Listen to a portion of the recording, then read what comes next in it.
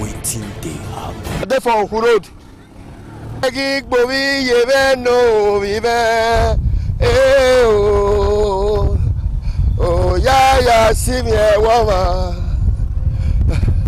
Megig bovi yeve no vive.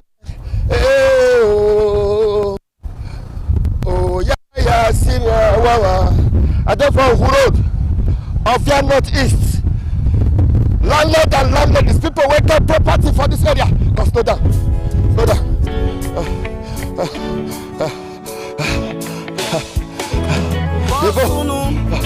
People who get property.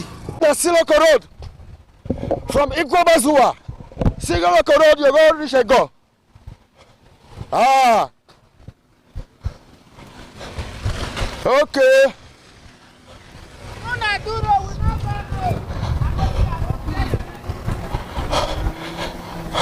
This one not be Okun Road, though. This is Siloko Road.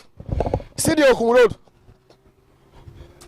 From here, you go come out for Oluku. From here that be the Okun Road. When they pass the crossings. So from here, you go come out for New Lagos Road. This one you go to Road, but make we see am. Okay. Edo State Government project construction of Ohu Road off Ugbawa Lagos Road, Benin City. Contractor Heartland. Supervising Ministry Edo State Ministry of Works, Sapler Road, Benin City.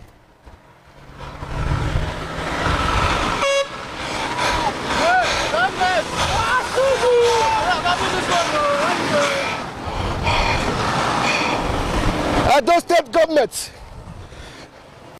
project construction of Ohu Road off Ugbawa Lagos Road, Benin City. Contractor Heartland. Who they supervise them? Edo State Ministry of Works. And on the road with this.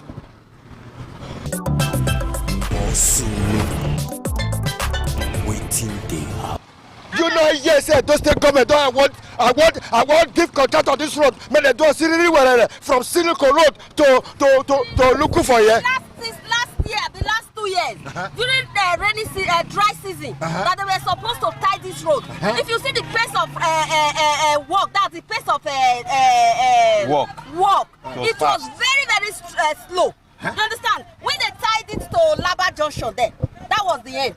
Before the rainy season set in. Now is not tolerable. The contractor not get there again? No! Okay. No contractor, even the structures the vehicles are all removed. I don't know. Suddenly they disappeared into oblivion. The whole tractors they were using to construct the road, they removed it. And as you can see, it's very difficult for vehicles to pass this road now. If not that this is a jeep, we cannot drive through. You understand? So you see people swimming in the flood. You understand? When it rains. See myself. Go and see. Say the contractor where he said come here, not there again. No oversight function. No oversight function. He should come and inspect the work. Come here. To come and inspect what is going on. Oversight function. Yes. Now it's not From the governor and the deputy governor. Yes. Both of them. If you are Oversight function. if you are And the legislators. You understand? Go and see the extent What of is work going there. on? What is going on? This road have been. Oh my governor, you should be ready to lay good foundation. Earlier the better. Cause in the nearest future, you become one of the leaders. So we are praying. You said they don't tire for Oku Road. From Oluku, 7 up to contractor not there. Government give them They money. don't start the road. They not do one. Okay, they start the road at all. They start us small. What The is that? government give them money. They not do one. They just not tire. You say governor, I give them money. I want contract. You go to check the contracts. Check the work. Go to check the work when they give them. That the governor of Edo State says Yes. Monday Pawolo. You supposed to check the work. Make give them. Contract. We check am. Say you do the work. This one went there for Okuro too. They not do one now. I not go check out. Don't go check out. The video of that side, the video that side, the live center. So they do work. If you go to Wari, they'll do road everywhere. This road a major road to off road, local road. If road block, here they pass. If Avia block, Lagos road block. Avia block, here they pass. This road what they do one. That be the first road for those states. Now I want to go remind them now. I be remind them. I want to go remind him. Yes. Deputy governor. Tell her say next name to talk about. Say me do this road. Oh my governor, you should be ready to lay good foundation. Earlier the better, cause in the near future, you become one of the leaders. So we are praying. Governor.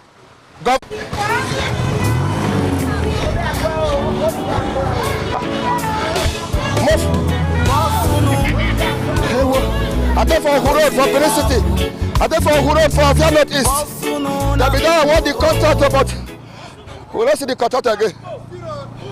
They don't want the contract. They don't want the contract. Waiting they happen.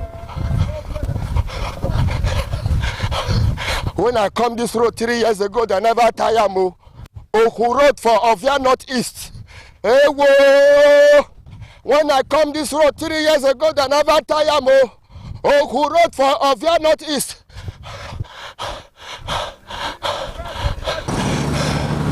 So, you see that road when they done the tie they come from that side. Now the road now be the Oku Road so. You see the sandbag when I say where those take government take I went down to Heartland. Now if a new Lagos road now block now here they go pass now. This is an example pass here. If new Lagos road block now, they won't come pass this Oku Road. Go come up for Siloko Road. So if that road, when they construct, they come from that side, come pass all here, Siriri wherever.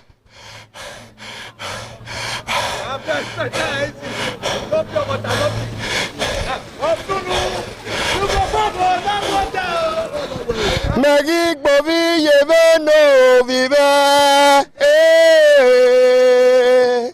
Oh yeah, see me woman. You know say when I come this Oku Road like 3 years ago, it is tough. You see I'm saying government don't award them. But Oku people they surprised. Why Edo State governor never come monitor these projects?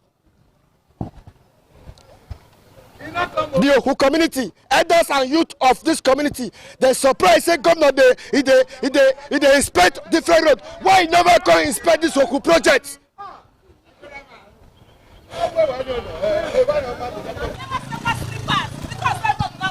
Since how many months? What slippers like this? I never said. When I need to open this business, now every week I go market. Since April, I never say one slippers. I don't see who they ask me say, Madam, how much they say slippers is not there? No road now. Who can follow me by? Who can follow me by? Look my fence. I'm original fence when I do. One night, therefore yesterday night, I use stroller raise my table to where? I just sleep when I wake up. As I wake up, now I can't do fence, original fence, so make sure I'm not come push me enter war when I take it so. That these people are they feed though, that they pay us rent. Now I never say one slipper. Since when this road not good now, you don't feel say anything. I never say who want follow me back. You know yes say contractor don't they do the road. This contractor. Thank God, contractor. Say this road never worry what they do. They never abandon us. They don't abandon us now. They don't forget us. See and look at they don't forget us. So. What they look at? I beg you, when I go help us,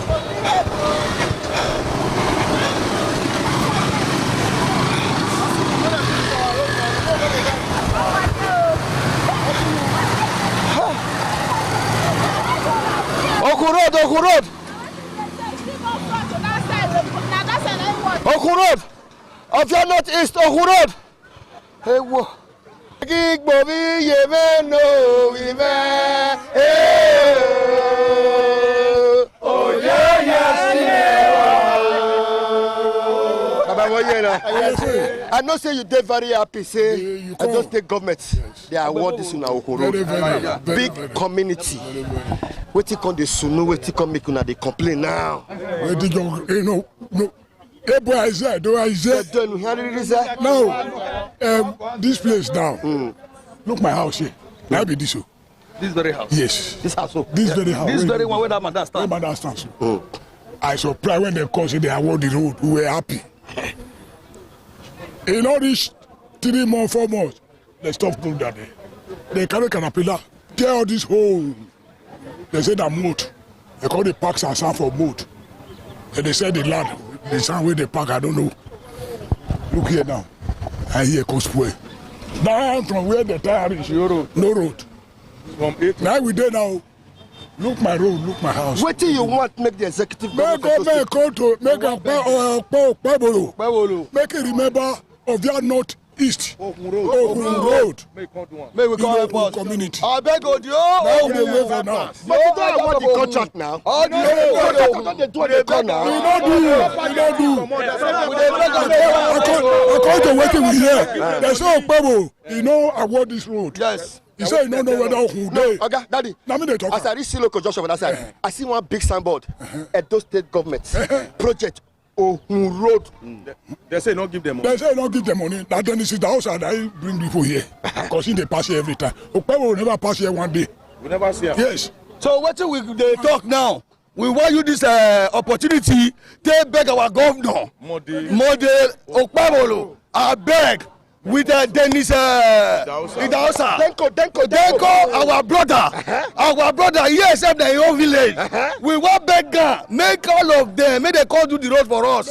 I beg now we there. They don't start the road now. They don't finish. They don't start and they don't work small. The rest. We know they feel pass here, motor don't they pass yet, every bag don't they pass here. From our junction before now 500 to reach here, but now 1,800, 2,000. Everybody went there here, they cry, we they beg, not before us, we lead down. Make us complete the project. Make us complete the project. It's not clear. However, I don't take government don't award the contractor, but the contractor they not see him again. Hey, whoa. So you see that tie road for that side. Now they come like this. Now it's supposed to come pass here, go reach the end. But the surprise, the contractor not this side again. Some people come they talk cho. Say it be like say the contractor say they never pay a balance. That one a cho.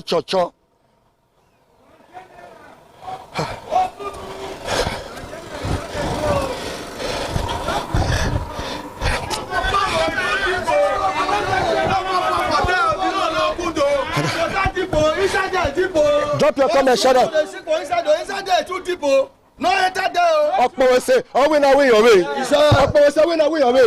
You don't feel like I just take comment for the contractor to return side. I say, baby, man, no lawo wo no we ni man no ma. No ka me contractor, no work po. We na no esu na never wo do me. No sala body dey no time no lawo wo. No do kuma dole upola ji. No ka go women na ba gari oba I ma be mujane, me na mujano ma. Ama mujano ma be ye ma mujana politically. Yeah. No do like ni ma.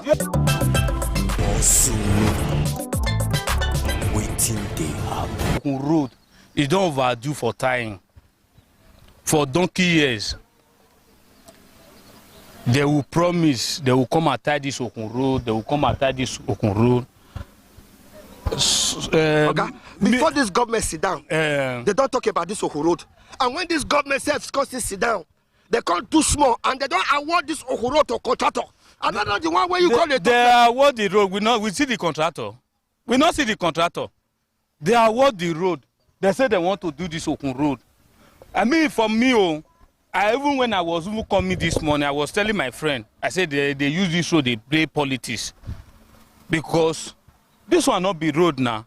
You they do road, you know they come supervise them. You know they know how things they go. You know good. And see road, I may travel, I do travel. I don't go many places for this country. I never see where they do road, no gutter. Okay, this road now where the form say that they tie now. If the tie and finish, where gutter not dey, where person has the one carry the water go? Go. Make I show Where you. you go front? Which person has the one carry the water go? You see this road? Now very important road where government suppose don't do. They don't want to do one. I don't know why they don't want to do one. And with this, where deputy governor is from? It's from Ovia now. He's from Ovia, but I don't know what thing they happen.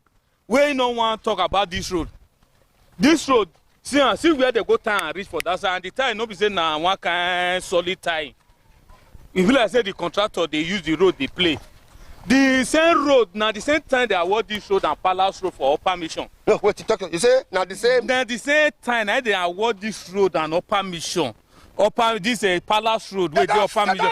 They don't feel. You not see the way that they do that road. Okpevolo they try. But I don't know what they happen for this side. Okun Road. But they see the good work where the governor Okpevolo they do for other area. But this Okun, I don't know why it be like that. Whether they remove in high or your attention come up from Okun Road, I don't know why. Are you not see contractor? We know they see the contractor. You see contractor here. This road resemble road where people where things they happen. This road, this Okun Road, it resemble where things they happen. You don't see any contractor. Since when me and you the waka since from all the way from that side. According to the report they give us, you don't see where they say contractor don't start on the tire from Siloko Road. That one where they tie, that one na road. Where the gutter dey? Okpevolo, Senator Mo, the Governor Okpevolo, he never do road where gutter not dey. Me see Palace Road, you know see gutter. See this road where they this coke me where they call am. On your way to Abuja. Aduawa area. Yes, you don't see road where we do there. You don't see this road where don't spoil where did they call and say where they this where they that popular road where Obaseki they do before where abandon. You don't see what we will do for them. We got everything. This road no long reach that side. Long reach that one. That road go come out for that very road now go come out for Agbo Road. So this road now from Oluku, I go come out for old road for Vian Road for Siloko Road. Let me tell you. This is a new road. This old Lagos road for Siloko Road. See now, you see contractor. Since when me and you the waka, you don't see contractor yet. No, you did deny say just take government never award this contract. I hear say they award them, but we know they see wetin dey happen here now. We dey see wetin dey happen. This road driver wetin things for the happen. He knows that maybe our governor, we now will beg governor. If the person wey give the contract, if he's not capable, make he revoke the contract from the person. This Okun Road. If the person wey dey handle the contract, if he's not capable, make he revoke the contract. Because for them to dey use the road take dey do like say maybe like Mababa as I don't know as I call am, like it's serious wetin no dey serious. Me wan go myself now, I wan go check am. I wan reach the end. Oga go check am. Even the deputy governor, me myself, I'm disappointed because this is where it come from. And this if it to say if so you dey talk about right honorable yes now. If to say you know wetin e good for him people, you dey hear me now, therefore don't tie this road. And make I tell you you Also, waiting they happen.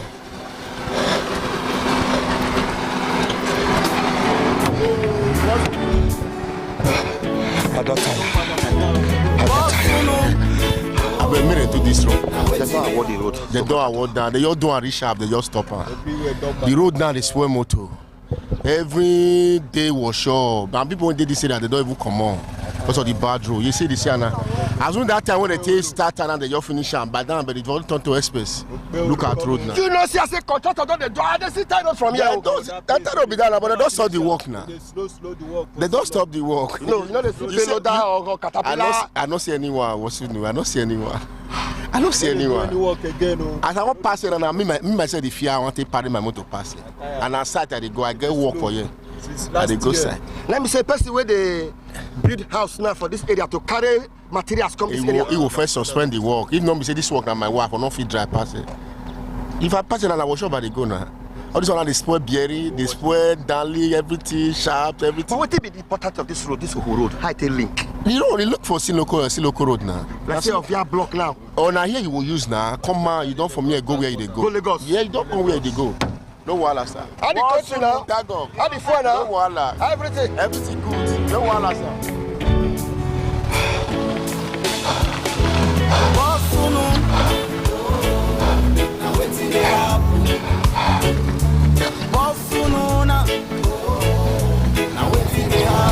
You not back for this road, Abi? Yeah. No good now. The car not see that person go. So that's too much for them. I take for government. This one done too bad. Oku Road. Wait till they surprise the people be say the contractor not their site again. Oh, I've been because of rainy season. Sita road for front. Oh, I know say just the government don't award this road Oku Road to contractor. But people the vex. Why deputy governor? Why the governor of Edo State? Why they don't come inspect this road? Why they give this contractor? Some say the contractor na bubu yeye. Some say na because they never pay the contractor money. Now. Okay, now here the contractor work rich. They go. Okay. Sita road now. Sita road. Why don't they complain?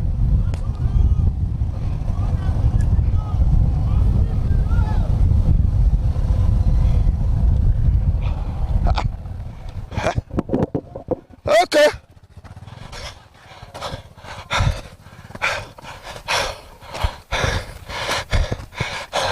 I don't suffer, not be small. Hey! Upon say I get sense. I don't suffer, not be small. Upon say I get sense. Poverty not good at all. Oh. Now make I join this business. Area journalists, area to area, location to location, state to state. And therefore of your northeast and therefore Ohun. You know, say I done the consistency the road 10 magazines, but this not the road because I tell you say, hey, those state government don't award this Ohun road to contractor, and the contractor don't they do and they come, but. Can the governor of Edo State, can Edo State governor award contract without gutter? Because as governor, they inspect the road. Me, safe area journalist going to inspect the road. But, I come. So today happen. I'm looking for the contractor. You cannot say that. Gutter not there. I big gutter pass your back of your. No, not come and start. No, talk anything. Just the go. No gutter? No. However, if of your bridge block for Benin Lagos Expressway, from here so, Igbobazuwa, this is not the shortcut to Lagos so, Igbobazuwa Siloko, from that side, but 3 years ago or 4 years ago, I come this road. Everywhere na yama. You not go fit pass here. This na Ohun road. Hey, to state government don't award this contract to contractor, and the contractor don't they do am. However, as an area journalist, got another left and right. From Siloko, for a go before via from Siloko. Now if you pass go as well, Siloko. We go come up for Oluku. So the people, they say, why the contractor not continue the job again? Why the contractor tools not this site again? But may I go see? Mohammed, come. You know, say for this area where I did so, 7 o'clock bike not they walk, oh, Abi? Yes. From 7 o'clock for this of your northeast, bike not they walk from 7. Now they from 7 a.m. to 7 p.m. From 7 to 12 midnight.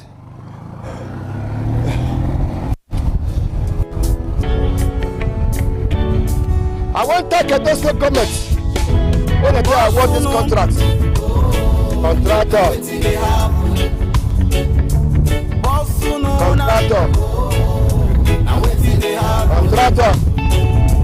This type of road. I don't take comment, don't award the contract. The contractor, they not see him again. But when the contractor not got them left and right, I cannot change the agreement. When I come here 4 years ago, I mean 3 years ago, 3 to 4 years ago, not be so this road be. Agree to? Okay. Huh?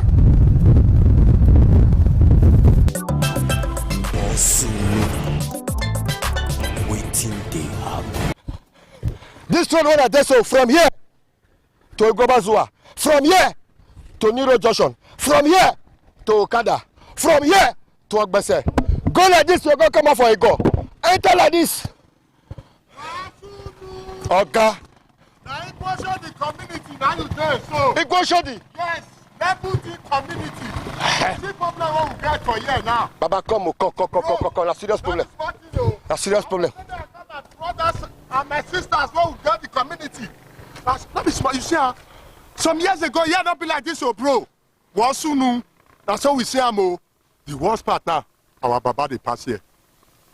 Deputy. From here, I go Bazua. Yeah, no. From here, I go Kada. From here, I go Ogbese. You not get this now, Siloko. Upper Siloko Road. Okay, Upper Siloko Road. Yeah. Now you're right from Ring Road. Down to Okada.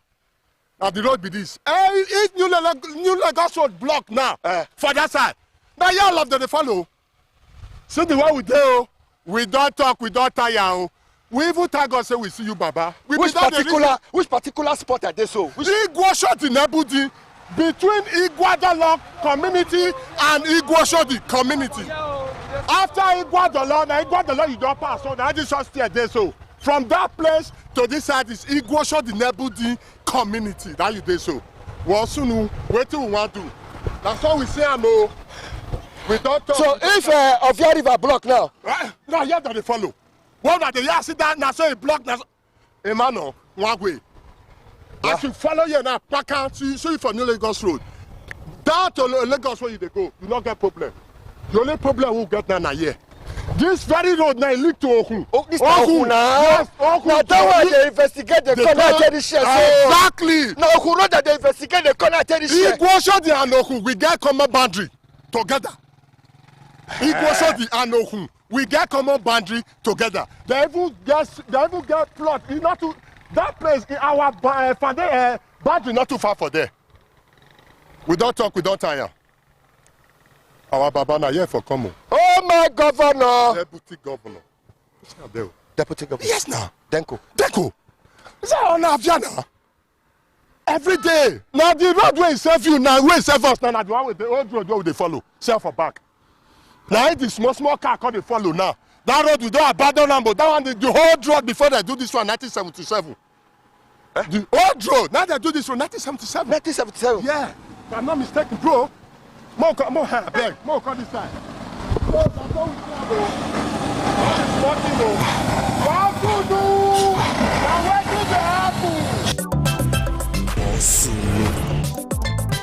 we waiting they happen. ITV, certainly the best. Joining us on this week's edition of the program, Icons. Icon is a program designed where we showcase individuals and personalities who have made a mark in their chosen profession. And so you learn from their story to enhance your productivity, your efficiency, your effectiveness, and your output generally.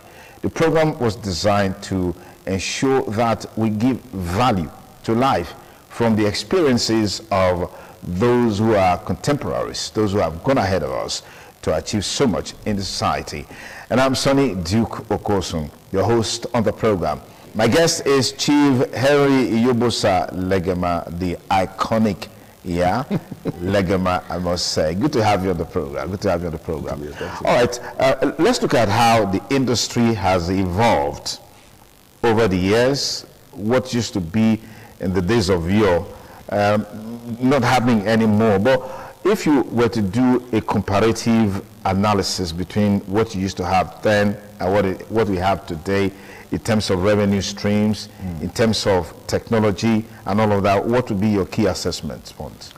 There's been a drastic, I would say, improvement commercially. But there's been a deliberate drag back on professionalism, you know. But for who I am, it is not the monies that we can make that is my drive. My drive is my passion for the craft, you know. So I don't look at what we can make first. But there is no show without the business. That's what it's show business, isn't it? So comparing then and now, professionally it was better then. Financially it's better today. Now, you know. And people are beginning to realize that the act is not for dropouts or for, you know, the never do wells, you know. And I think we are beginning to get our opportunities when necessary and when it's important. How is the industry responding to technology, particularly streaming platforms, and then some of the latest innovations in terms of equipment quality and all of that? If you don't embrace it, you die. You know, so it's our oxygen.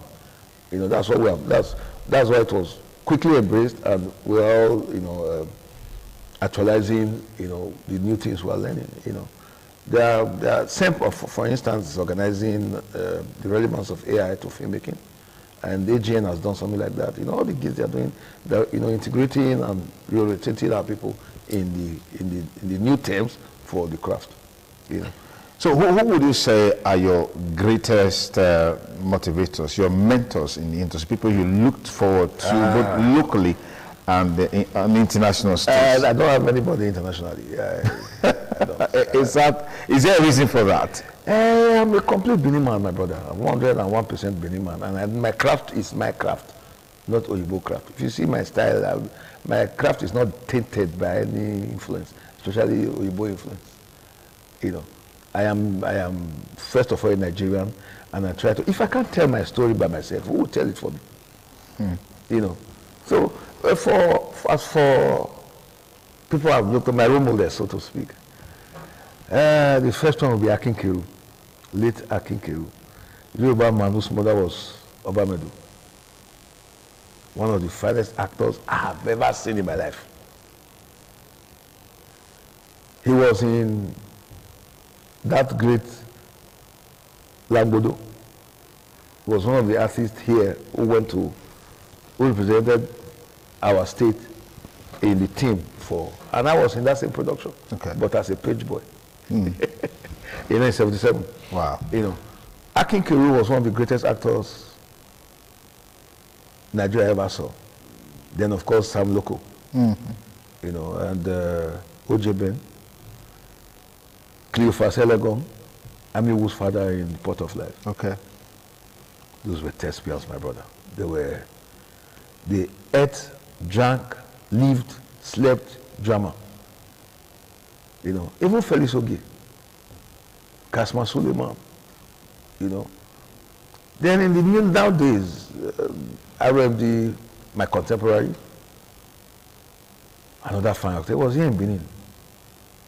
My small cousin, Pedro Baseki, was an inspiration. You know, he was the first person who made me play a clown, a village jester in The Prince. Sam Dede was the prince. And it was the first time I was playing that kind of role. I never believed I could carry it. You know. But he told me, "Pa, there is nothing you that I know cannot do." I said, "Clown, me." I've always thought myself a very serious actor. He said, "Pa, without knowing you are a comedian." You know. I was shocked at what I could, you know, do with that character. I was in a war for months, for weeks, shooting, you know. And, you know, I think that was one of my best performances, I tell you, in this business. Then, you may think Pedro Obaseki is a young man. He's done everything in this industry, everything. Even for his young age. He's achieved everything. One of the best directors. Look at his play, his film, I mean, Eziza. There is no film like that in this country. And there's never been, and I don't think there will still be. Only my film, Ataparapa, and Jerome, I'm sure those are the ones that can match that. If not better it. Okay. You know, with technology. With technology now, yes. Which is available now. Yes, you know. Then, of course, Lancelot. Boisterous young man, but he's a very together person. He loves his craft, and he does not shy away from talking about it and shouting from the highest mountains about it, you know. Otherwise, he's one of our best, and we have done well to support him. I think I've been in over 20 to 30 of his films. Wow. You know. Wow. And that is one way we can support ourselves. Absolutely. It's not the money. Yeah. It's not like me. I don't think, maybe one or two persons have paid me for acting for them. You know. I finish with you and walk away because I feel it's one way to encourage you. You know. It's not because I have too much, but it's one way. I didn't have anything to start this business. People also supported you back then. Yes, yes. So I don't see why I should stress or strain your pulse to make you achieve what you want to do. Okay. What would you say are those values? Some of them you highlighted, but I just want us to talk a bit more about those values and virtues that you head on to that has kept you thus far in the industry, which I believe strongly younger people, younger actors, actresses need to learn from. First thing first is know who you are and believe in you. That's one. It's like the foundation. Know the talent you have. Know, you know, the strength of your talent. Okay. Then hone it properly. Because it's you. There shouldn't be shortcuts or cutting corners to it. You must go through the mill.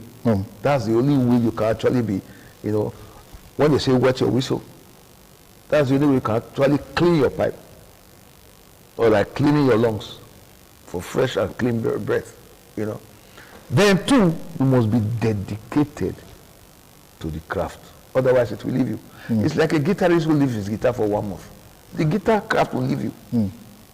To start again, you will learn, you start to learn all over again. That's how the act is. You must practice it every day. Whether you are alone, whether you are in a production situation. And don't let money be your focus. Don't let the glitz, the glamour be your focus. Otherwise you'll be a flash in the pan. It's like fashion. It has its season. Yeah. That's how it is. But if you are in for the craft, and you are an absolute practitioner of the craft, you may not have that kind of fame, but you will be there. Consistently. You will just be a necessary evil there. I like that word. People will, anybody who's coming to shoot anywhere will say, where is that leg? Yeah. Well, because you have made yourself relevant. You know, and don't ever go on set and be a problem. What do you mean by that? You know, some people come and they come with all sorts of excuses, especially if they are collected monies. You know, he will know that he's having another shoot in 5 days' time. He will collect the money. He will collect the money, and 3 days to the 5th day, he starts to give you problem with, I'm not well, my mother is in the hospital. You know, those kind of excuses. You know, you may get away with it first, second time, but you may not have another job from that same because that would be people's perception of you, and then you use it against you. So we try, we follow that, our slogan that says the show must go on. Go on. So whatever. I pulled a tooth. I pulled a tooth to go on the set. Wow. I was on set when my immediate elder brother died. I finished. I didn't talk. That's commitment, dedication to the contract, to the craft, just like you said. And the minute you can have that dedication to the craft, the sky will just be your threshold. Okay. As we round up now quickly, what should we expect from you? What do you have? In the pipeline? Yes, in the pipeline. What are you doing? Do you still act? Do you still shoot? Do you still produce? Do you still direct? And when you look back, how many movies would you give credit to as your personal production? Whoa. Movies. Maybe like my personal movies. Maybe like 47, 48. Wow, that's huge. Then I produced for others about 50 something. That's huge. Right now, we are starting a new phase of filmmaking. Why do you say new phase? Because it's not what we have been doing or what we did before now. It's completing the movie and then animating the movies. It's a new deal we are starting with the Chinese. Okay. And we are starting with our own stories, epic stories. Joromi, Kwase, what do you call it? Atakpayakpa, Ise Nazoloa, then Nikidi, those movies of way back, yeah. So that's what we are doing. All the scripts already. We are doing our creation artists and dotting our eyes. Okay. By tomorrow, Pedi is starting the cartoon version of Ikoka. Tomorrow. And I'm playing with him, So okay. He's the director, I'm just an actor. Okay, in that sense. But I'll be there tomorrow, and I think it will take the whole of this week for that. Okay. Okay. So that's where we are. So right now, I have 2 films to release in the next couple of days. Interesting. Mother Dearest and A Woman of Virtue. Now, we're back to the theaters. I mean, the return of theaters. Yeah. How is that adding value to the industry? Well, it should add value because it's a plus. But it looks like it's not adding value from that. Because that's why I said we have no actors anymore. The crop of actors we have now don't know stage. And they are not interested because there's no glamour, there's no gliss. And according to them, no money. So glamour, gliss, fashion, and money is their push. Okay. Only very few actors like myself, Tuti Negiabi, Rajo Sawaru, Uniso Morigi, Cliff Benovia, Sonny Duboy, and a few others. Eli Abaseki, Jennifer Abaseki, those are the ones who have the drive for, or the passion for stage, And of course, what do you call this girl? Peace Usawayi. Call them anytime. They prefer the stage to movies. Ameze Okponu. Okay. These are fantastic stage actors who are ready to work anytime. Okay, but we've seen a lot of movies going to theaters, not necessarily the stage kind of theater. Theater. We've seen that. I mean, for a while, it was more of the stage, but we're seeing movies going to theater, people going. How is that adding value to the system today? It's one of the distribution windows. Okay. For filmmaking. Okay. And we have embraced that a long time. I have had 3 films that have gone to the cinemas and theaters. So how do you see yourself in the next 5 years, 10 years? So maybe if I ask this, how old are you today? Or are you, I'm there 60. I'm there 17 and 16. Wow, you don't look it one bit. So what's the secret? Just mind your business. Wow. Don't interfere in other people's matter. Wow. No, if you tell somebody you're 50, I'm sure they'll believe you without even. Don't reduce my market value. So let's keep it like that. So where do I see myself in another 5 years? I think I'm slowing down on acting. I want to concentrate on producing and directing. Okay. And I'm not getting any younger. So I'll only be I'm selecting roles to play these days. I can't be playing all that daga I used to do. So I play king. But you can still play level, but I mean, with this look that you've got. Well, it will be a one-off thing. I can't be, nobody can call me a level anymore. Anyways, it was a delight having you here on the show. Thank you so much for coming. Thank you. My guest has been Chief Harry Yobosa Legema, veteran Nollywood actor, producer, director, scriptwriter, everything Nollywood. Hall of Fame Nollywood. Legend Nollywood. Former president of Association of Movie Producers in Edo State. Oh, still chairman. Okay, interesting. Anyways, thank you so much for the impact that you've made. We wish you the very best as you look to the next decade of your craft. Thank you. And that's our package today on the program, Icons. We hope you had a great time watching. Be sure to join us and we'll bring you a fresh episode of the program. And I'm Sonny Duke Okosun, thanking you for staying with us. Bye for now.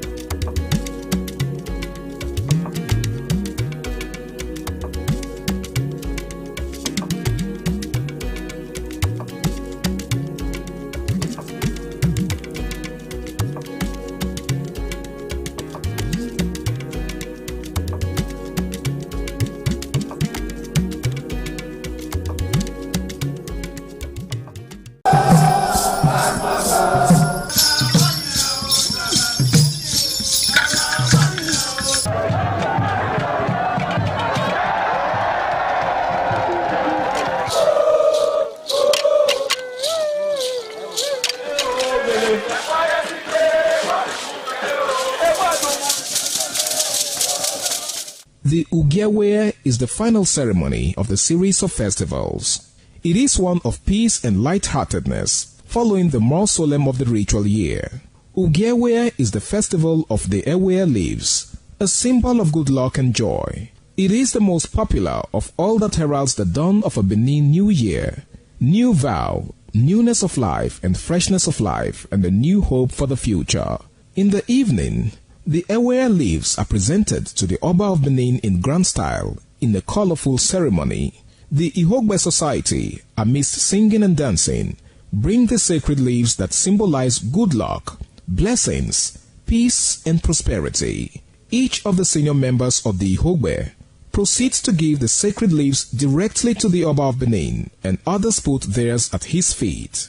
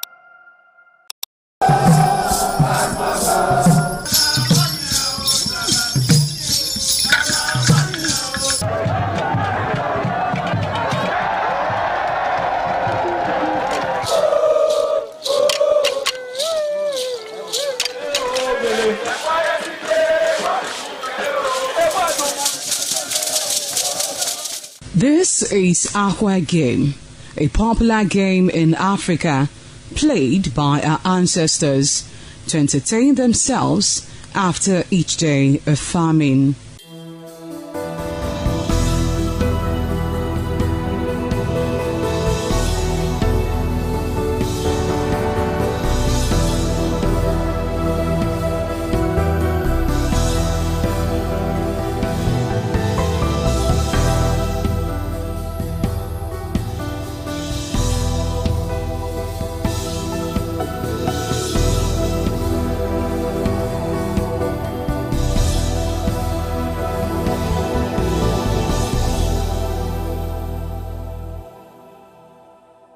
It is also relevant in our coronation in Africa. It is a sport and indeed very interesting, as every seed had a role in the game.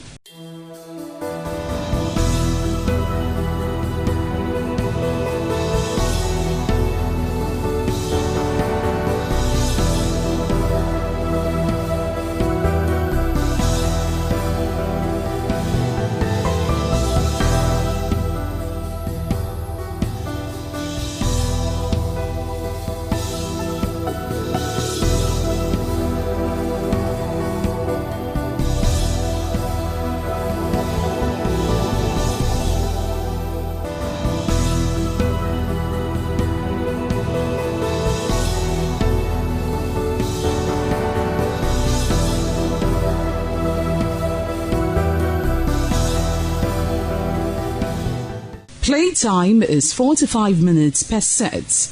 There is no age limit as long as you can spin Akwa seed. Ayo or Akwa game, known as the game of intellectual. This game requires a lot of mathematical skills. Akwa game is played with carved wooden box containing 12 holes.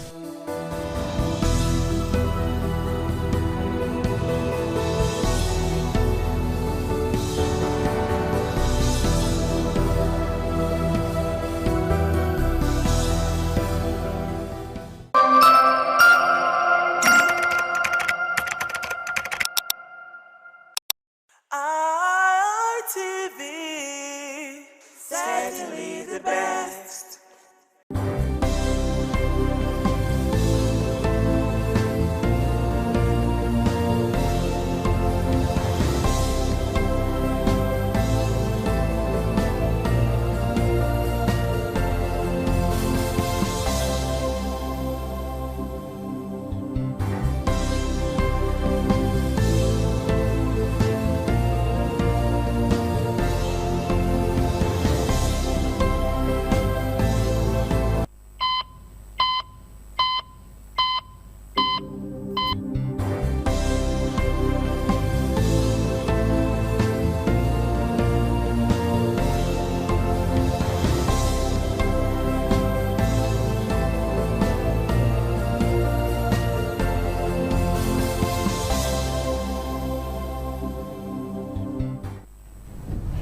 A pleasure to have you join us today on the program Healthy Living. I'm Adesu Wansawage. Today on Healthy Living, we shall be looking at malaria. We say malaria.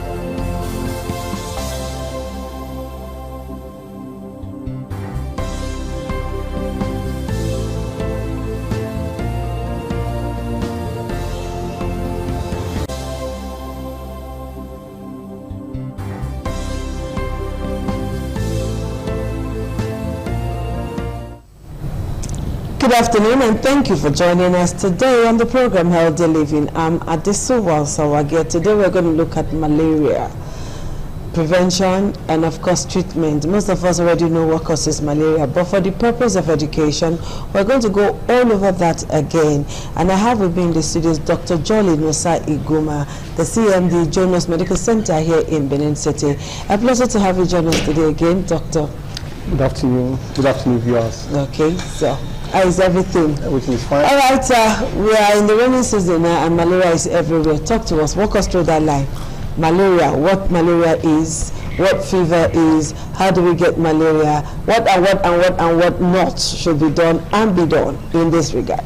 Yes, malaria, as common as it is the commonest cause of death in Nigeria. The commonest cause of death in Nigeria is not killer asthma, and is not bandits. But you know that's very hard to believe, because people will say ordinary malaria. At what point does it kill? Yes. You know that kind of a question, because you just said is the #1 killer disease in the world. But for me and some other persons, we are finding it so difficult to understand that. Yes, malaria is an endemic disease that is restricted to some particular part of the world. It is not a pandemic as we have in the COVID-19 that affects or ravage the entire part of the world. And by definition, we say that malaria is a parasitic infection that is carried by vector from one person to another. And this malaria carrying vector, or the mosquito that carries this parasitic infection, must be available for malaria to be able to be transmitted from one person to another. And this parasitic infection is called the Plasmodium parasite. And this Plasmodium parasite is of different types. We have the Plasmodium vivax, which is the commonest. We have the Plasmodium falciparum, which is the deadliest or the most fatal of this parasitic infection. So where do we find all of this in this Nigeria? Yes, they are actually found in the gut of the mosquito. Of the mosquito. Because the mosquito feeding habit is sucking of blood. There are different types of the mosquito. We have the Anopheles mosquito, we have the Coles, we have the Aedes. Those one might be feeding on mosquito on the flower nectars. That's that color part of the flower. But however, this Anopheles stephensi feeds on blood. Yes, feeds strictly on blood. And through the process of feeding blood, they will have been infected through the process of sucking an infected person that has malaria, thereby carrying it to another person that is non-infected. So that is to say that for the malaria to be very common, for malaria to be prevalent, it therefore means that there must be mosquito that is the vector carrying the organism. According to World Health Organization, more than 300 million cases are reported worldwide. More than 200 million cases of malaria are reported worldwide. Out of this figure, about 400 to 600,000 deaths are recorded yearly, of which Nigeria in particular contribute to 25%, while in Africa we have about 95%. That is to say that malaria is a scourge. It's actually a disease that we have to eliminate in Africa. And this disease actually is a killer to underage group, usually under 5 age group, and usually pregnant women. That is to say that pregnant women as well as children that is under 5 years of age are those that are usually having the complication that might result to mortality or death. Okay, so why does Nigeria carry the highest malaria burden in the world? Yes. Because you just said about 27%. Yes, because of the geographical location of, of the climate, not only that, I will not say that the Nigeria government, because of the political setting, they are not doing enough in the elimination of malaria. But we will say that climate or the weather is a contributing factor. Okay. Just for the very just now, Nigeria is a very hot climatic environment, and not only that, we have a very long rainy season period. Like we're in July, rainy season will start from June down to September, October, November. So this long period of rainy season, is actually a factor that will contribute to, abundance of mosquito in the environment. Okay. Because the water is needed for mosquito to multiply. Water is needed for mosquito to lay their eggs. And we have stagnant water everywhere. And not only that, we have bushes which also serve as easy places for those adult mosquito. All right, for viewers and my humble self who usually think that malaria is just ordinary fever or just fever like that, tell us what exactly happens to the body when someone gets infected, and when does it become severe? That point where we say, oh, there's nothing we can do anymore. Yes. Once you are bitten by an infected mosquito, the Anopheles stephensi mosquito, like the female mosquito, it takes 10 to 15 days for the symptom to be manifested. And the commonest symptom of this malaria is fever.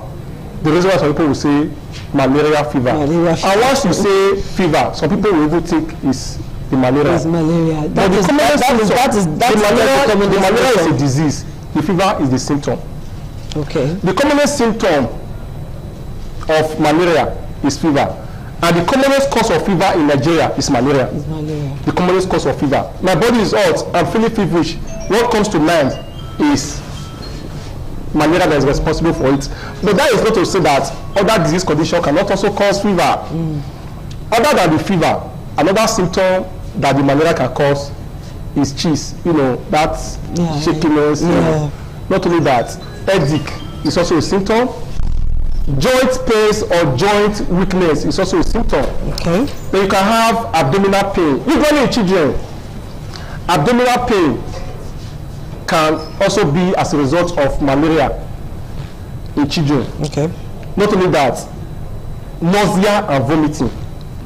Not only that, somebody can also have diarrhea as a symptom of malaria. Malaria. Even cough too. Yes, even cough. Somebody can also cough. And if you look at the pathophysiology, just like the way I said it, once you are bitten by a mosquito, the parasite in the gut enters the blood, and from the blood it finds its way, the sporozoid of that parasite now, whether Plasmodium vivax, whether Ove, whether Lomesi, whether Falciparum, whether Malariae, any of those Plasmodium parasites, that it depends on the mosquito, that is, it depends on what the mosquito is carrying. But the commonest one, as I said now, is the vivax, which is very common. And the deadliest of all is the Falciparum.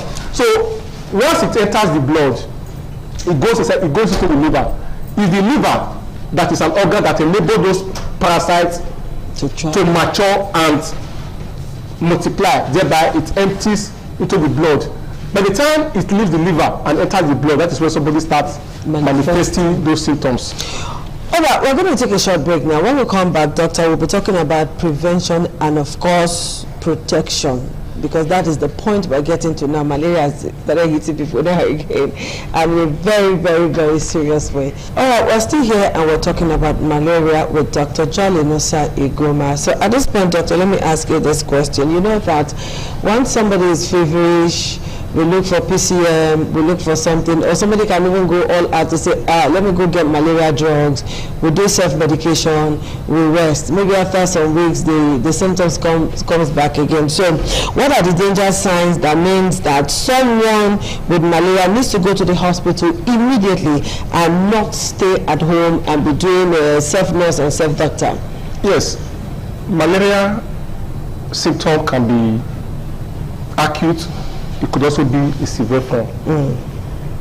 The acute symptoms that include fever, the chills, the headache, the cough, the diarrhea, the joint pains or the joint weakness, abdominal pain, usually in children. Those one might just be an acute manifestation of the disease condition. But in chronic, somebody might begin to have convulsion or seizure, as the case may be. They might even go into as a result of malaria. As a result of malaria, what we call cerebral malaria.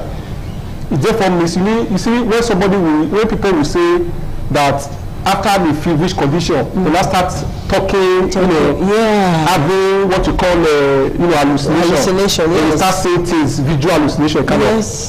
you know, so malaria yes, when it enters the brain, the parasite can cause the blood-brain barrier. That will cause the person to have that kind of a symptom, become a severe form.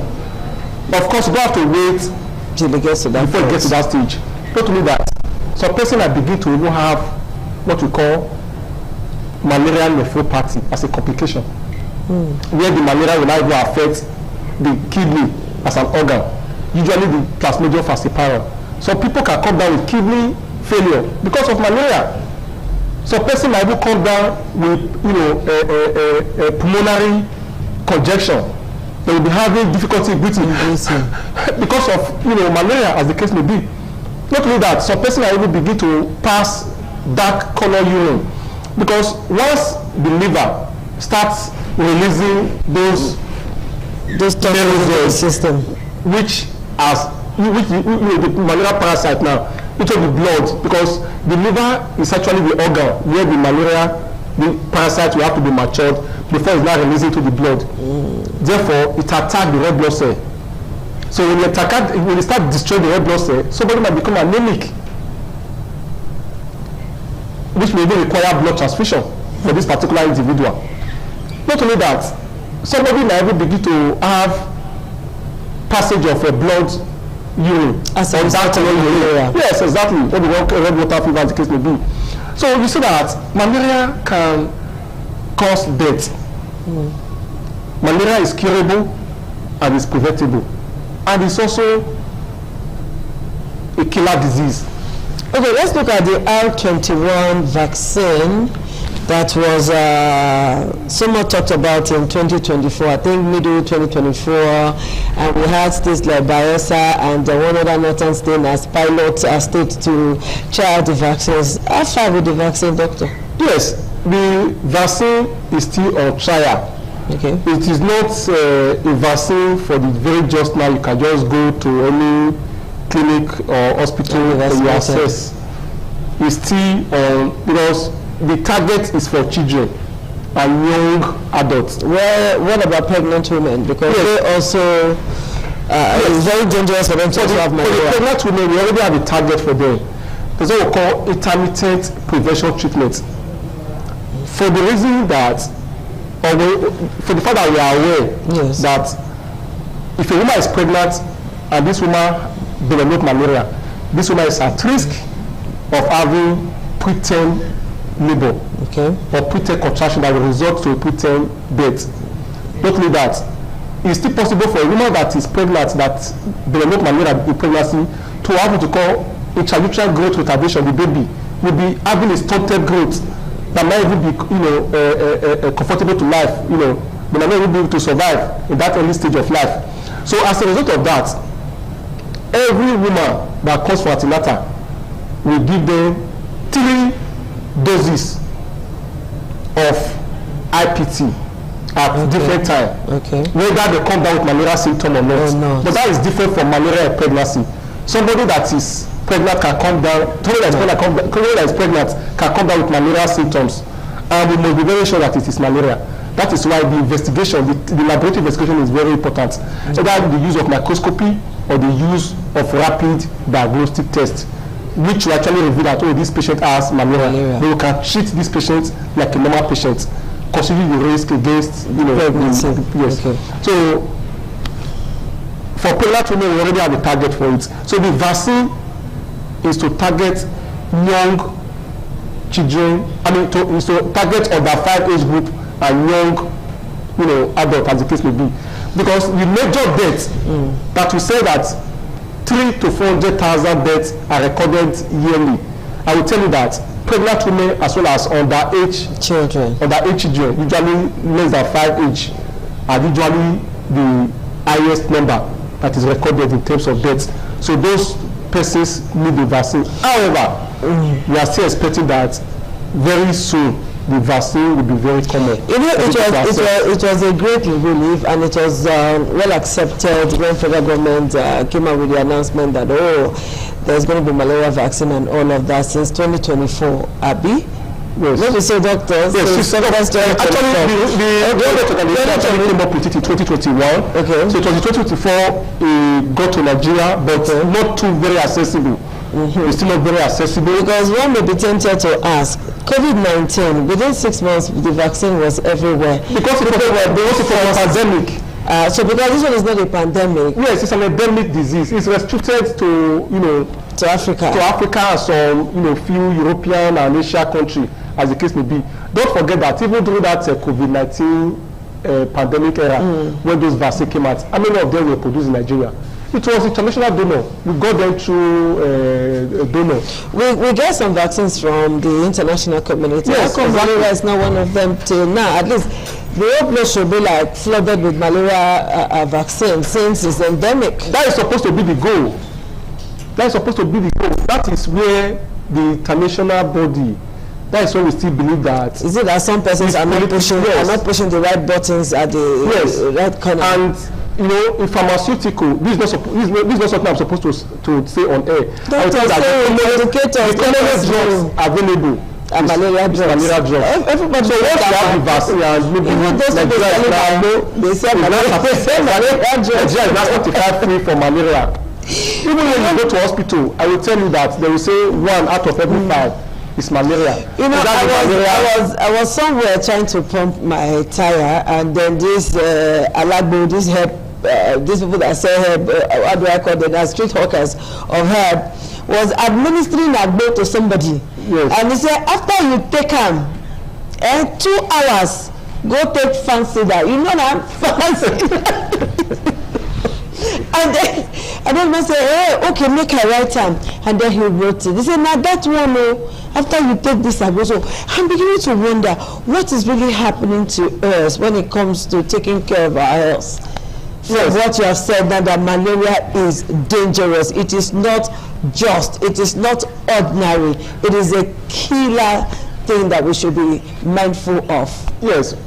Once you are infected with malaria and you play with it, like the Plasmodium falciparum, the Plasmodium parasite, which I said is the deadliest, sometimes the manifestation of the symptom might just last for like 24 hours before the person will just be reported dead. Okay. To tell you how deadly it is. So taking the right drugs is a step in preventing malaria from causing death. So World Health Organization they came up with combination therapy. You see, most of the drugs that we used to know, they are not resistant. Chloroquine was a very common drug for treating malaria, but chloroquine is no longer in use for the treatment of malaria because even the Plasmodium parasite now is resistant to chloroquine. So the accepted World Health Organization regimen, in fact, most of the drugs, very common drugs that you know, they are either a combination of artemether plus artesunate. All right, what's the way forward now? We have just a minute to do that. What's the way forward now? Yes, the way forward is to ensure that your environment is free from mosquito. Okay. Because the mosquito is the vector carrying microorganism, the parasitic organism that causes the malaria. Therefore, you ensure that there is no stagnant water in your environment. The government have a role to play. Individual too have a role to play. So ensure that those gutters, those stagnant water around, they are well drained. In the house, ensure that the open water, some persons, they will face their house, they use this water, use this bottle, as a defense, against, invaders for coming to their compound. But those broken bottles can begin to retain water. And by the time those broken bottles retain water, mosquito goes in there and start breeding. So any water that you are not making use of, maybe like an open jar in your house, ensure that you close them. Because water is required for mosquito to multiply. Like this very rainy season now, you will not see that mosquito is everywhere. Because they will breed, they need water to breed. And not only that, if you live in a mosquito endemic area or malaria endemic area, ensure that you sleep under insecticide treated net usually your children that is under 5 age group, pregnant women and children are usually those two groups that are at risk of developing complication of malaria that can cause death. All right, doctor. We've said all that we can say this afternoon on the program. Thank you so much for finding time to be with us. We'll do this again next week. We will definitely do something on your health again next week. So until then, please take advice we concern you. Until we meet again, bye-bye.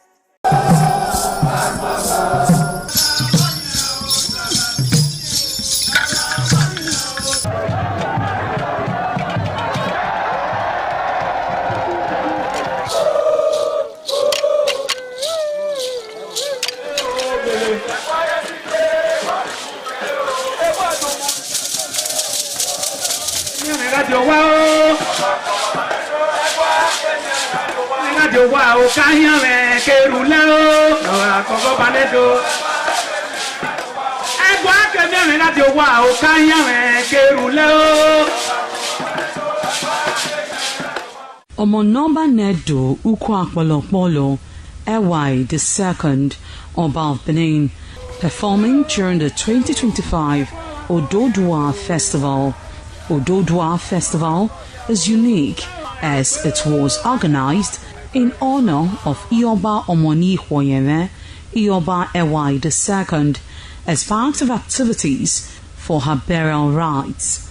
The rich traditions and cultural heritage of the Benin Kingdom was showcased when His Royal Majesty Ewai II engaged the floor to perform during Ugie Ododua in the palace ground in Benin City. In the dance performance, the Ogbelaka Royal Drummers supplied the needed impetus and rhythm for the dance. However, tributes are paid by the head of Benin deities to the monarch, who was the cynosure at the event. The event can best be imagined as the spiritual rejuvenation, stunned, spectaculars and guests at the colorful ceremony. 7 masquerades representing 7 spirits and deities conveyed different meaning in company with the head of the deities of Benin, with the Oba of Benin, who exhibited a grand cultural dexterity in his dance steps.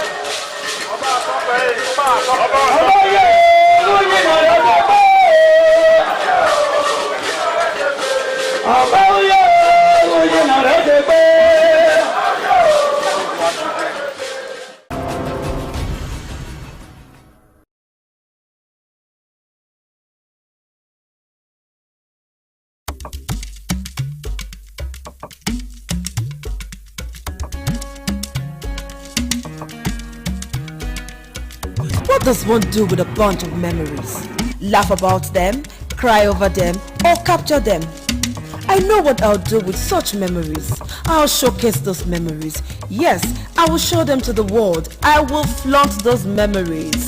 Showcase that marriage ceremony of yours. Burial ceremony? Yes, let the people know that you buried your person in a grand style. Thanksgiving, ordination, baby dedication, housewarming party, and lots more on your entertainment program, Memories, on Independent Television. Every Sunday, remember, for your event to be considered thick and classic, then it has to be on Memories. Memories.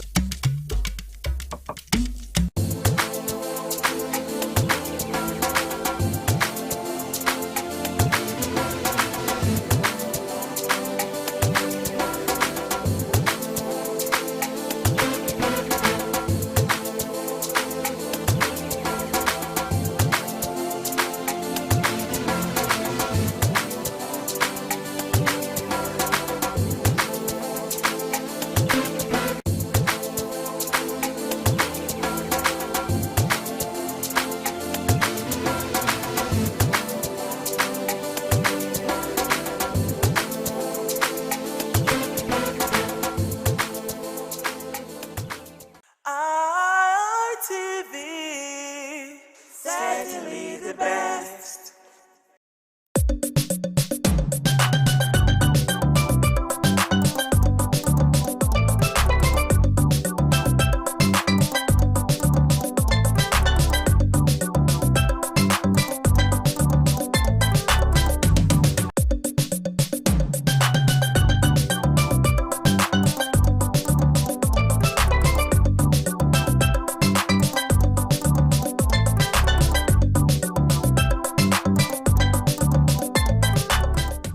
Viewers, once again we welcome you to Message of Islam, reaching you from Independent Television.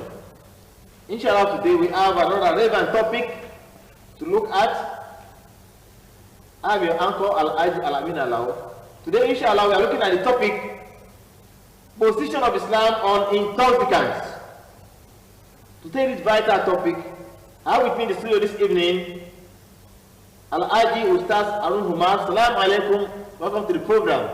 Wa alaikum assalam wa rahmatullahi wa barakatuhu. Thank you for having me. And we also have in the studio this evening Malam Nuruddin Asunuki. Assalamu alaikum. Welcome to the program. Wa alaikum salam wa rahmatullahi wa barakatuh. Thank you for having me. Alhamdulillah. Now, intoxicants. What is the position of Islam on intoxicants? Well, let's start with the definition. When we talk of intoxicants, I'm starting with you, Malam Nuruddin Asunuki. What are we looking at? Talk of intoxicants. Intoxicant is that substance that when an individual takes it, it comes in contact with your reasoning process, it alters it, it makes it difficult for you to be able to coordinate. In other words, is that which makes you act differently from the way you ordinarily would have acted if you were not under the influence of that substance. Thank you very much. Intoxicants. Now, Alhaji Ustaz Harun Umar. Some do argue that the Quran does not totally condemn intoxicants. Now what Allah only said is that when you want to pray, do not drink until you can grasp the meaning of your words. And elsewhere Allah says there are benefits in intoxicants and you have disadvantages which outweigh the benefits. So what is the position of Islam on intoxicants before we proceed? Alhamdulillah. As-salatu was-salam ala rasulihil kareem wa ba'd. Assalamu alaikum wa rahmatullahi wa barakatuhu. Our esteemed viewers out there, we greet you with the best form of greeting, with the peace and blessings of Allah be with you. Intoxicant, the Arabic equivalent is khamr, as clearly stated in the glorious Quran and the Sunnah, that is the prophetic statements, actions, and silent approvals of the Prophet Muhammad sallallahu alaihi wasallam. Now, by way of summary, you mentioned that some people argue that the Quran says it is only when you want to observe Salah that you don't take it, or when one is under the influence of intoxicant, he or she should not observe Salat. That's the ritual prayers. And you mentioned too that the Quran talks about advantages and disadvantages of intoxicants. So on the strength of those Quranic verses, some individuals argue, though erroneously, that yes, there is provision for the intake of intoxicants, probably in a moderate form. However, Allah Tabaraka wa Ta'ala, the creator of the universe, who knows how man operates, and there is what we call gradualism. You know, the Quran was revealed over a period of 23 years, approximately. Part of the problems the Arab had is that they were neck deep into the intake of intoxicant, particularly alcoholic drinks. So because they were neck deep into this act, and if the revelation were automatic, stop drinking instantaneously, it would have been very difficult for them to stop that particular act. So the revelations came in piecemeal, that is progressive gradualism. The first one was, oh, if you are under the influence of intoxicants, don't come near to prayers. And then they had to now, regulate how they take it. And the Quran also talks about having some advantages and disadvantages. And finally, in Quran chapter 5, verse 90, when the revelation came, saying, "O you who have believed, Ya ayyuhalladhina amanu, innamal khamru wal maisir wal ansab وَالْأَزْلَامُ رِجِسٌ مِنْ عَمَلِ الشَّيْطَانِ فَاجْتَنِبُوهُ لَعَلَّكُمْ تُفْلِحُونَ. So at that material time, some of the Arabs had already on their own, based on the first two revelations, stopped the idea of taking intoxicants. So it is erroneous for... They have not translated the chapter 5 verse 90. Beautiful. So Allah says, "O you who have believed." Allah mentioned four things there. "O you who have believed." Said, "Innamal khamru." Surely the intake of intoxicant, wal maisir, and gambling of any form, and then the making,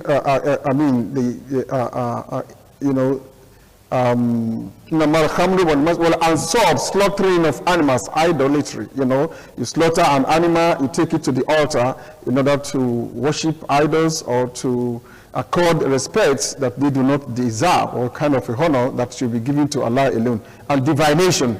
Allah is saying these four things, they are forbidden. They are the handiwork of the devil. Fajitanibuhu.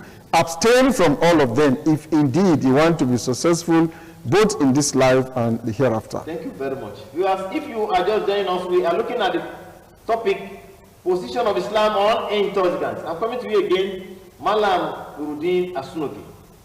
It is discovered that under the influence of intoxicants, some people have the tendency and did committed some heinous crimes and atrocities which ordinarily they wouldn't have committed. Now he has quoted for us Quran chapter 5 verse 90, where Allah condemns intoxicants. Position of Islam on intoxicants. In our country today, it is not forbidden to take intoxicants. can you please let us know the benefit of restricting consumption of intoxicants? Well, statistics have pointed to the fact that for every 10 crimes that are committed, heinous crimes that are committed in this country, those who are the violators who commit this crime will first seek to acquire what you refer to as Dutch courage. Dutch courage will mean that which enables them to do what they will ordinarily not be able to do. And what drives this, of course, is the intake of alcohol. When the military or police are able to overrun those persons who are into crime, including those who kidnap, which of course explains why we say for those who are involved in kidnapping, they have sequestered themselves ab initio from the religion of Islam.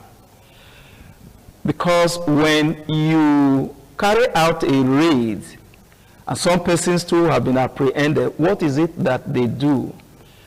They supply weapons in the same volume as they supply hard drugs. They now are able, once they come under the influence of these hard drugs, they become barbarians. Their capacity for barbarity becomes legion, inexplicable. And that is what they ordinarily will not be able to do. Mercy vanishes. They become increasingly fiendish. They are evil.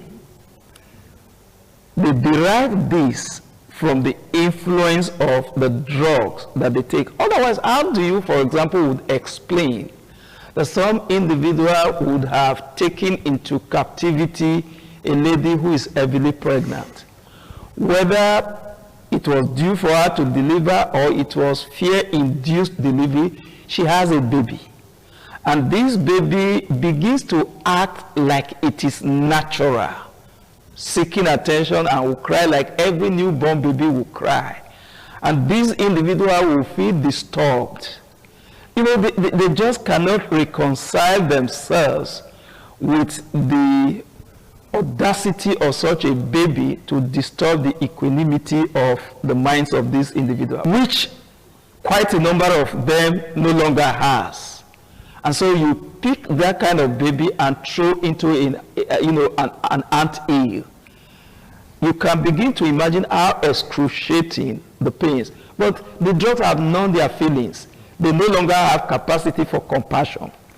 So it would have been much better if we were to succeed in dealing with the issue. I mean, we find the courage. Quite a number of persons have argued, oh, you say no to alcoholism, for example, and yet the money from VAT, you participate in the sharing. And we ask the question, what is the money of VAT?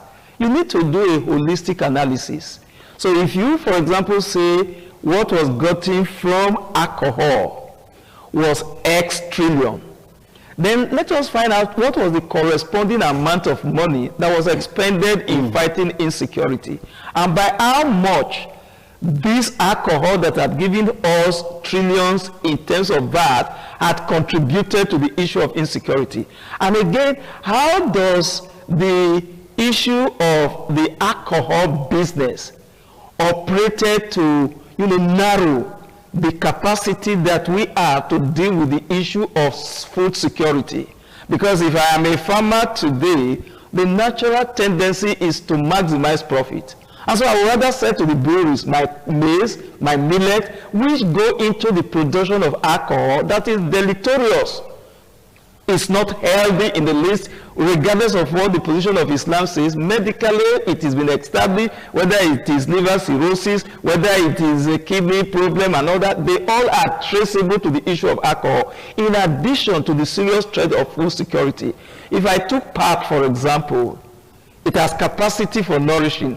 If all of this were used, for example, for dairy product, you use them to produce feed for our animals, our birds, and all that, we become much more healthy, because good food, of course, will. And that will again reduce the loss of man hour. It will reduce what is spent on medication and stuff like that. So you find that the quantum of the benefit arising from you giving outright ban to the consumption of alcohol pays into insignificance whatever you think is the gain, which is so smidgen you get from what you refer to as the VAT derivable from the sales of alcohol. Whatever Allah has condemned, if you try to justify it, of course, you are toiling with the law of your maker, Allah subhanahu wa ta'ala, who is the wisest. Now coming to you again, Ustaz Harun Umar, we have the slogan, if you drink, do not drive. If you drive, do not drink. Is that not hypocrisy? In the country where consumption of intoxicants is not completely outlawed. Then let's look at the relationship between intoxicants and insecurity, which Malam Masunugi has started highlighting. Well, Alhamdulillah, from his analysis, a lot of things are derivable. Firstly, Allah is the best of judge, and his knowledge is perfect, is comprehensive. Whatever he commands us to do is the best for us, and whatever he prohibits us from doing is actually the best for us to abstain from if we want to have a peaceful, a secure, and as well as an orderly society. The next verse, before I hit the nail on the head, it will guide us. Quran chapter 5, verse 91. Allah says, إِنَّمَا يُرِيدُ الشَّيْطَانُ أَن يُوقِعَ بَيْنَكُمُ الْعَدَاوَةَ وَالْبَغْضَاءَ وَيَصُدَّكُمْ عَنْ ذِكْرِ اللَّهِ وَعَنِ الصَّلَاةِ فَهَلْ أَنْتُمْ مُنْتَهُونَ. Firstly, Allah said that it is the handiwork of the devil, Satan, those who luxuriate, who take pride in the intake of intoxicants, whether in the solid form, in the gaseous form, in the liquid form, whether it was injected, whether it was sniffed, whether in large quantity or in small quantity. Allah is saying what you are embarking on, what you are doing is the handiwork of the devil, Shaitan. And Allah tells us clearly that Shaitan and his henchmen, they are your enemies. فَاتَّخِذُوهُ عَدُوًّا. Therefore take the devil as your enemy. And he went further to tell us the spiritual implication of the intake of intoxicants. It will turn you away from dhikrullah, the remembrance of Allah. It will turn you away from the observance of salat. It will create family crisis. And then he now posed the question, a rhetorical one for that matter. Would you therefore not abstain from the intake of intoxicants? Now we are seeing the effects. They are viral. They are very destructive. Of course, the relationship between the intakes of intoxicants and crime and criminality is directly proportional. The implication, therefore, is that if we are able to cut the supply chain of intoxicants to a very large extent, crime and criminality will be reduced in the society. And that's why in the Sharia, you have stiff measures on how to deal with people who engage in this kind of businesses. If you look at some of the Arab nations, you are caught with some of these dangerous drugs, cocaine, heroin, and what have you. More often than not, by the time the panel of judges look into the merits of the case, it could be life, imprisonment or death sentence, because the effect, the intake of those intoxicants we have on a society is far, far more devastating. And that's why the government should be very hard on those, whether it's transit nation or is producing, as the case may be, or consuming. Whoever that is caught should be decisively, summarily, mercilessly dealt with so that it will serve as a deterrent to others. Otherwise, we'll just be wallowing in darkness, and more problems will be right there to ravage the entire society. Thank you very much. Viewers, if you are just joining us, we are looking at the topic, position of Islam on intoxicants. I'm coming to you right away again. Malam Nuruddin Asunoke. Let's look at traffic offenses, overspeeding, intoxicants. Well, like we have observed, you see, our society is one that regals in knavery. Someone tells you, if you are drunk, do not drive. If you must drive, do not drink. A latitude or a window of opportunity is provided. And how do you determine, for example, at what point does Mr. A become drunk? At what point does Mr. B? A number of the fatalities that we have had are a consequence of people not being able to control themselves anymore because they came under the influence. I went to Makurdi some couple of years ago, and there was this story that was being told in a park. They were talking about a particular driver who got cashiered as a consequence of what happened. They said he went to a lady who sells food, quote and unquote, and asked for the specific whatever food he wanted. And so he took it and came to the boss and said, hey, the vehicle is full, we are going to Benin. Nobody was inside it, and he entered. He started clearing everything on his path. At the checkpoint, the military were stopping, he continued.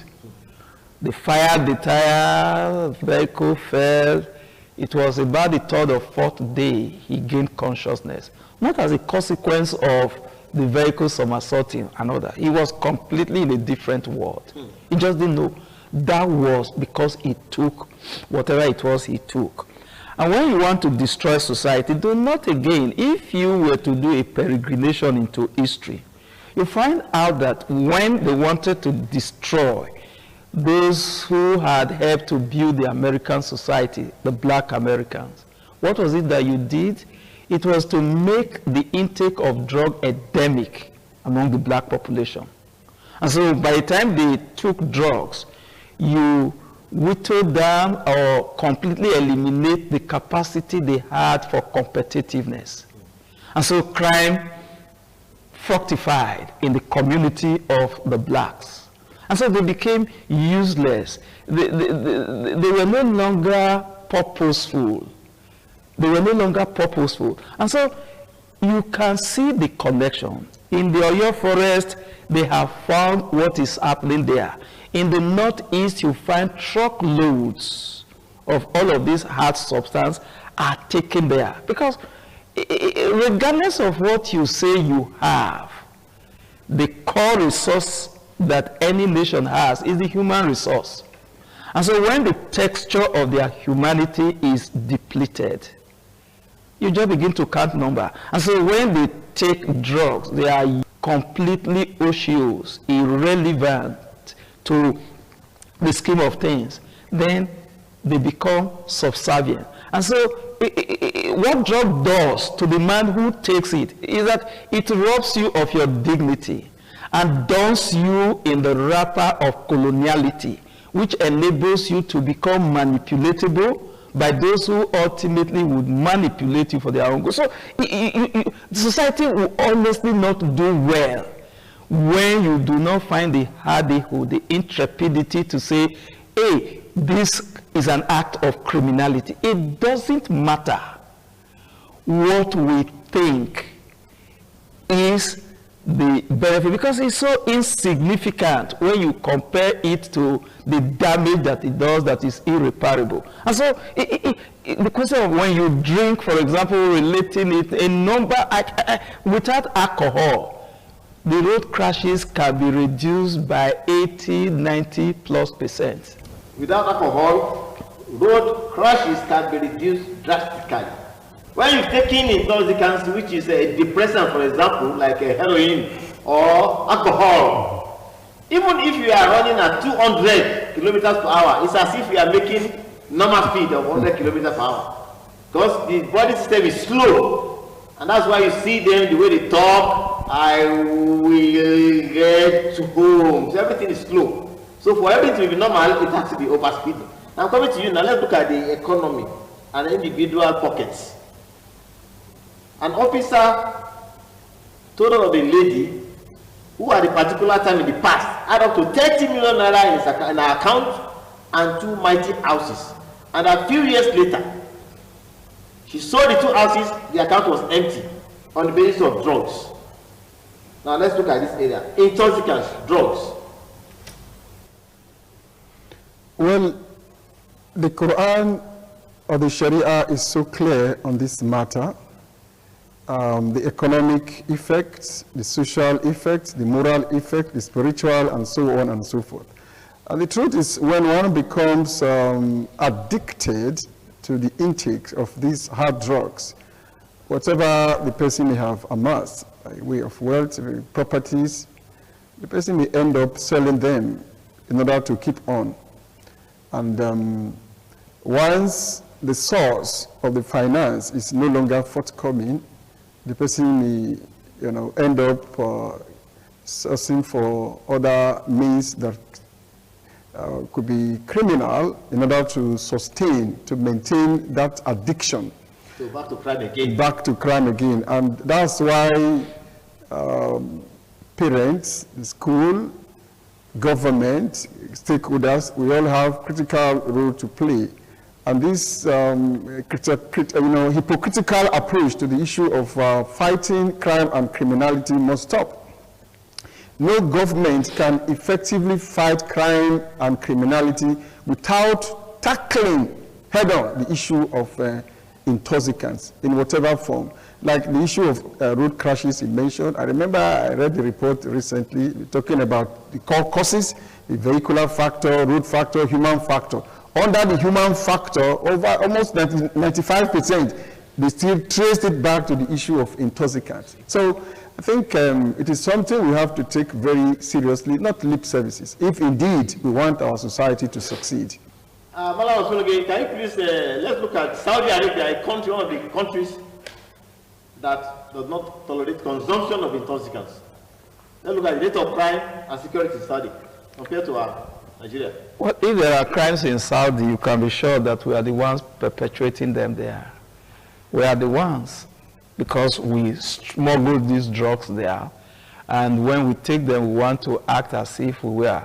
In Saudi, you could move any hour of the day. You could keep the engine of your car running. The only thing you are likely to suffer is the fuel that you are wasting. No kidnapping. Who is coming to kidnap you? To do what with? Absolutely, that will not happen. In Saudi Arabia, you could have this place as where you sell foreign currency. And it's time for prayer. All you need to do is put a table in between to signify that nobody is inside. When you close for the day, you are not looking for boxes to put the whatever. You just leave them in a way that if anybody enters, it takes away. No difficulty in taking. And you return, nothing is taken.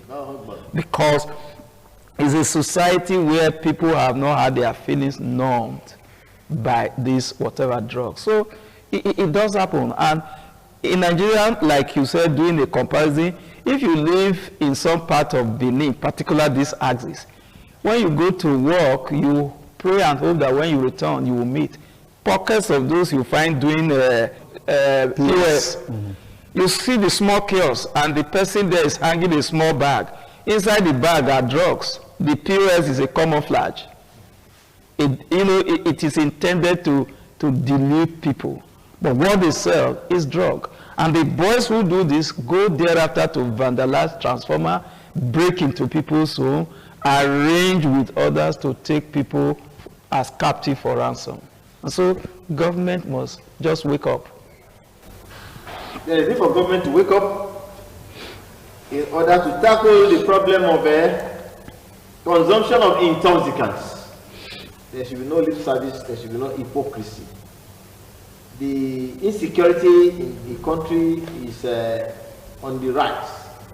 And one of the causes, of course, is consumption of intoxicants, hard drugs. They have different names. We have what they call colos, there is one highs, and different names they are given to them. So that even the hearer will not know what they are talking about. And this is in line with tradition that different names are given to intoxicants in order to deceive themselves so that they don't know what they are talking about. Criminality is on the increase. Economic crimes on the increase. Let's advise the viewers as we round up quickly. Well, a word of advice is that we should go back to our Maker, Allah Tabarak wa Ta'ala, the one who creates us.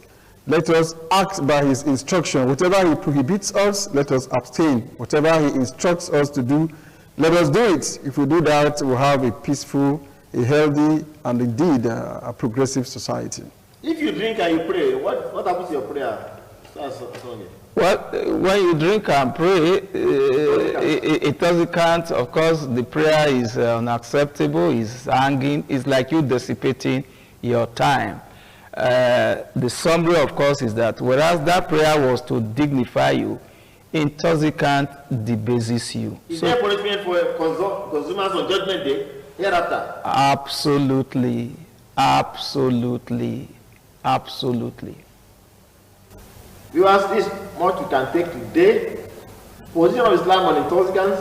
Islam has zero tolerance for intoxicants. So if you claim to be a Muslim and you consume intoxicants, know that you are not a practicing Muslim. You should try to abstain from whatever can cause harm to us as individuals and to the society in general. Thanks for coming. Al-Haji Ustaz Arun Umar, Malam Nuruddin Asunoge, and the mayor uncle Al-Adi Al-Amin Al-Viewers, let us keep away from intoxicants. Assalamu alaikum wa rahmatullahi wa barakatuh. Wa alaikum assalam wa rahmatullahi wa barakatuh.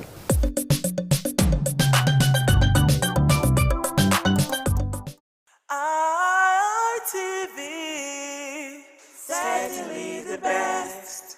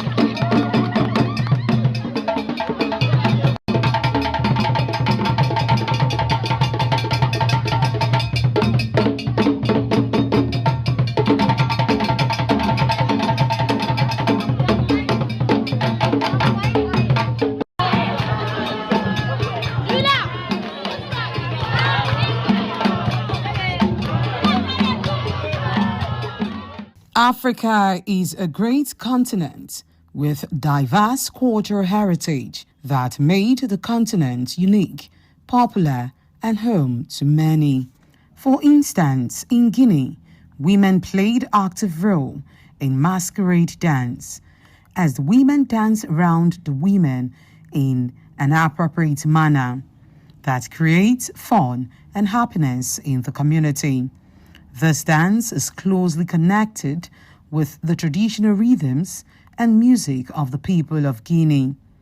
This is the beauty of the masquerade dance.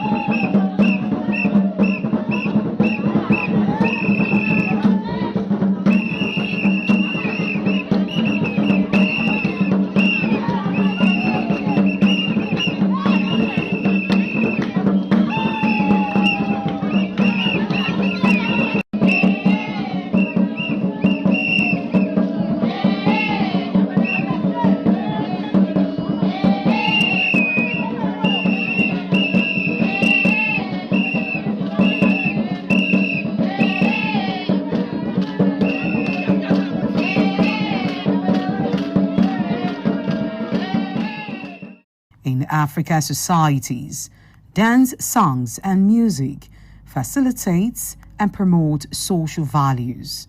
The celebration of special events are major milestones. The performances of oral history and spiritual experiences involve masquerade dance performance as seen in all Africa societies to the delight of the people, as it increased joy and love among the inhabitants of the societies.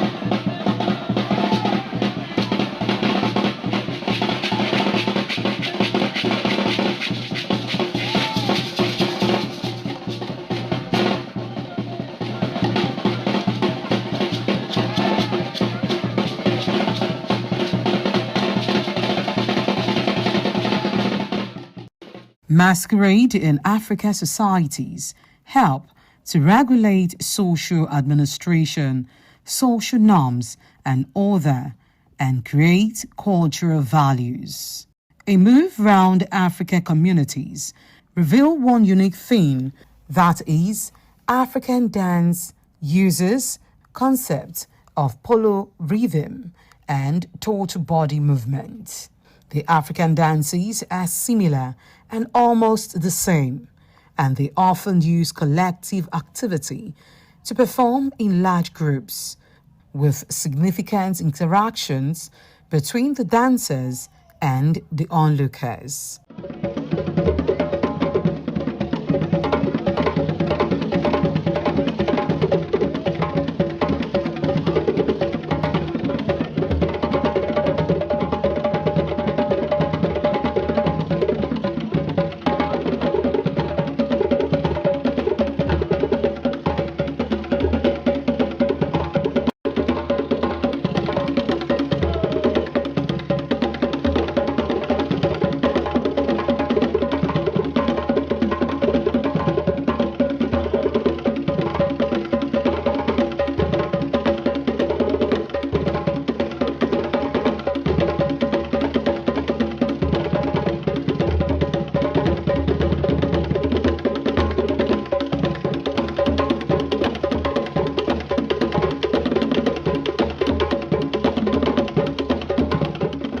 In Africa, traditional dances are collectively expressing the values and desires of the community.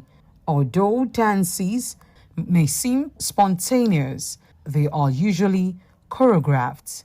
The dances are degenerate by sex, where gender roles play important role.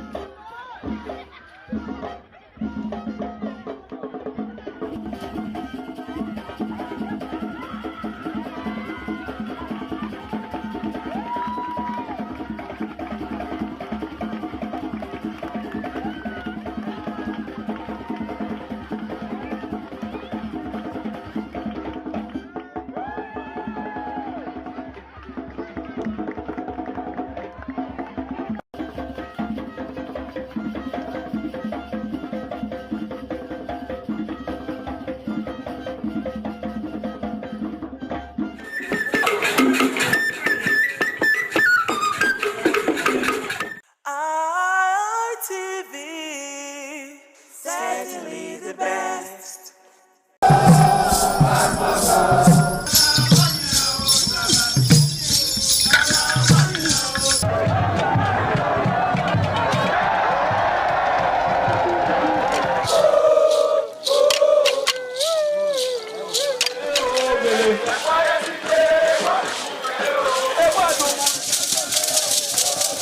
This is an Egbete community situated in Isako Central Local Government Area of Edo State. It is an agrarian community with united people that promotes unity and oneness for peaceful coexistence. The inhabitants of the community migrated from Benin, the cradle of black civilization, a kingdom where king is truly king. The ancestors of Anegbete saw that age was the main determinant of leadership in the rural setting, and the eldest man in the settlement was regarded as the leader who presided over meetings, and his authority is held in high esteem. To further strengthen this unique system of leadership, age group evolved in Anegbete.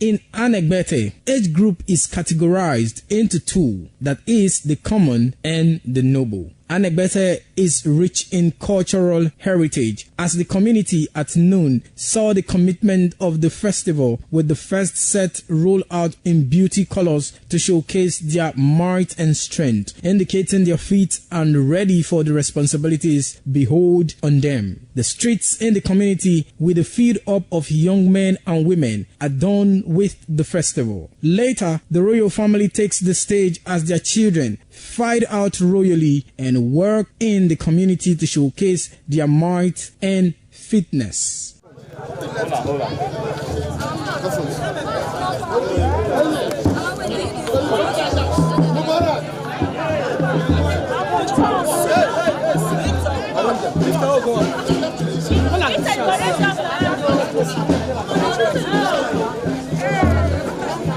My leader.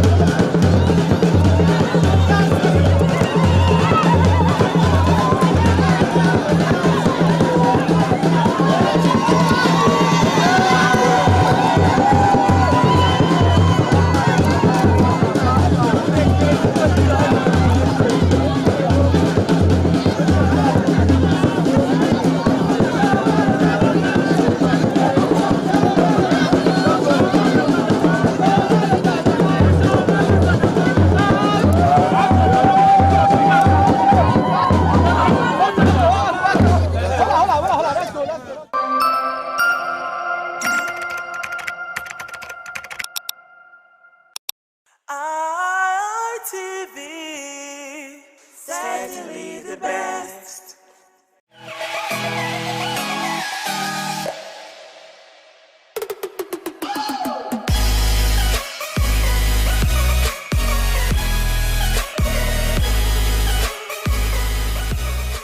All right, beautiful people, it's another lovely episode of your favorite Men's Rendezvous on television, and it is none other than the Guys Hangout Show on independent television, broadcasting live from the City of Bronze. Yep, it is the city where the king is truly king. Now, for the first timers out there, the Guys Hangout Show is one show that encourages young people to prioritize their lives, put themselves first. You know, we live in a society where little or no attention is given to the needs of men. Why is that? Only God knows. But hey, if you don't put yourself first, who's going to put you first? So that's basically what this show exists for, okay? So we encourage young men, basically, you know, to prioritize themselves and prioritize their needs. It's only when they put themselves first and invest in themselves that they can have to give to others. Just like the adage says, you can't give what you don't have. My name is Harry Aigboje, and of course, it's my pleasure to have you join us on this beautiful episode of the show. Now, like you already know, I'm never alone. I've got some amazing gentlemen in the house with me, and together we're going to be taking a look at a very interesting topic that we have to discuss tonight. Now, to my far left is a very amazing person. He is a social analyst, and of course, he's also an educationist. He goes by the name of Ramsey Waila Abu. Good to have you, Ramsey. Thank you very much, Mr. Harry.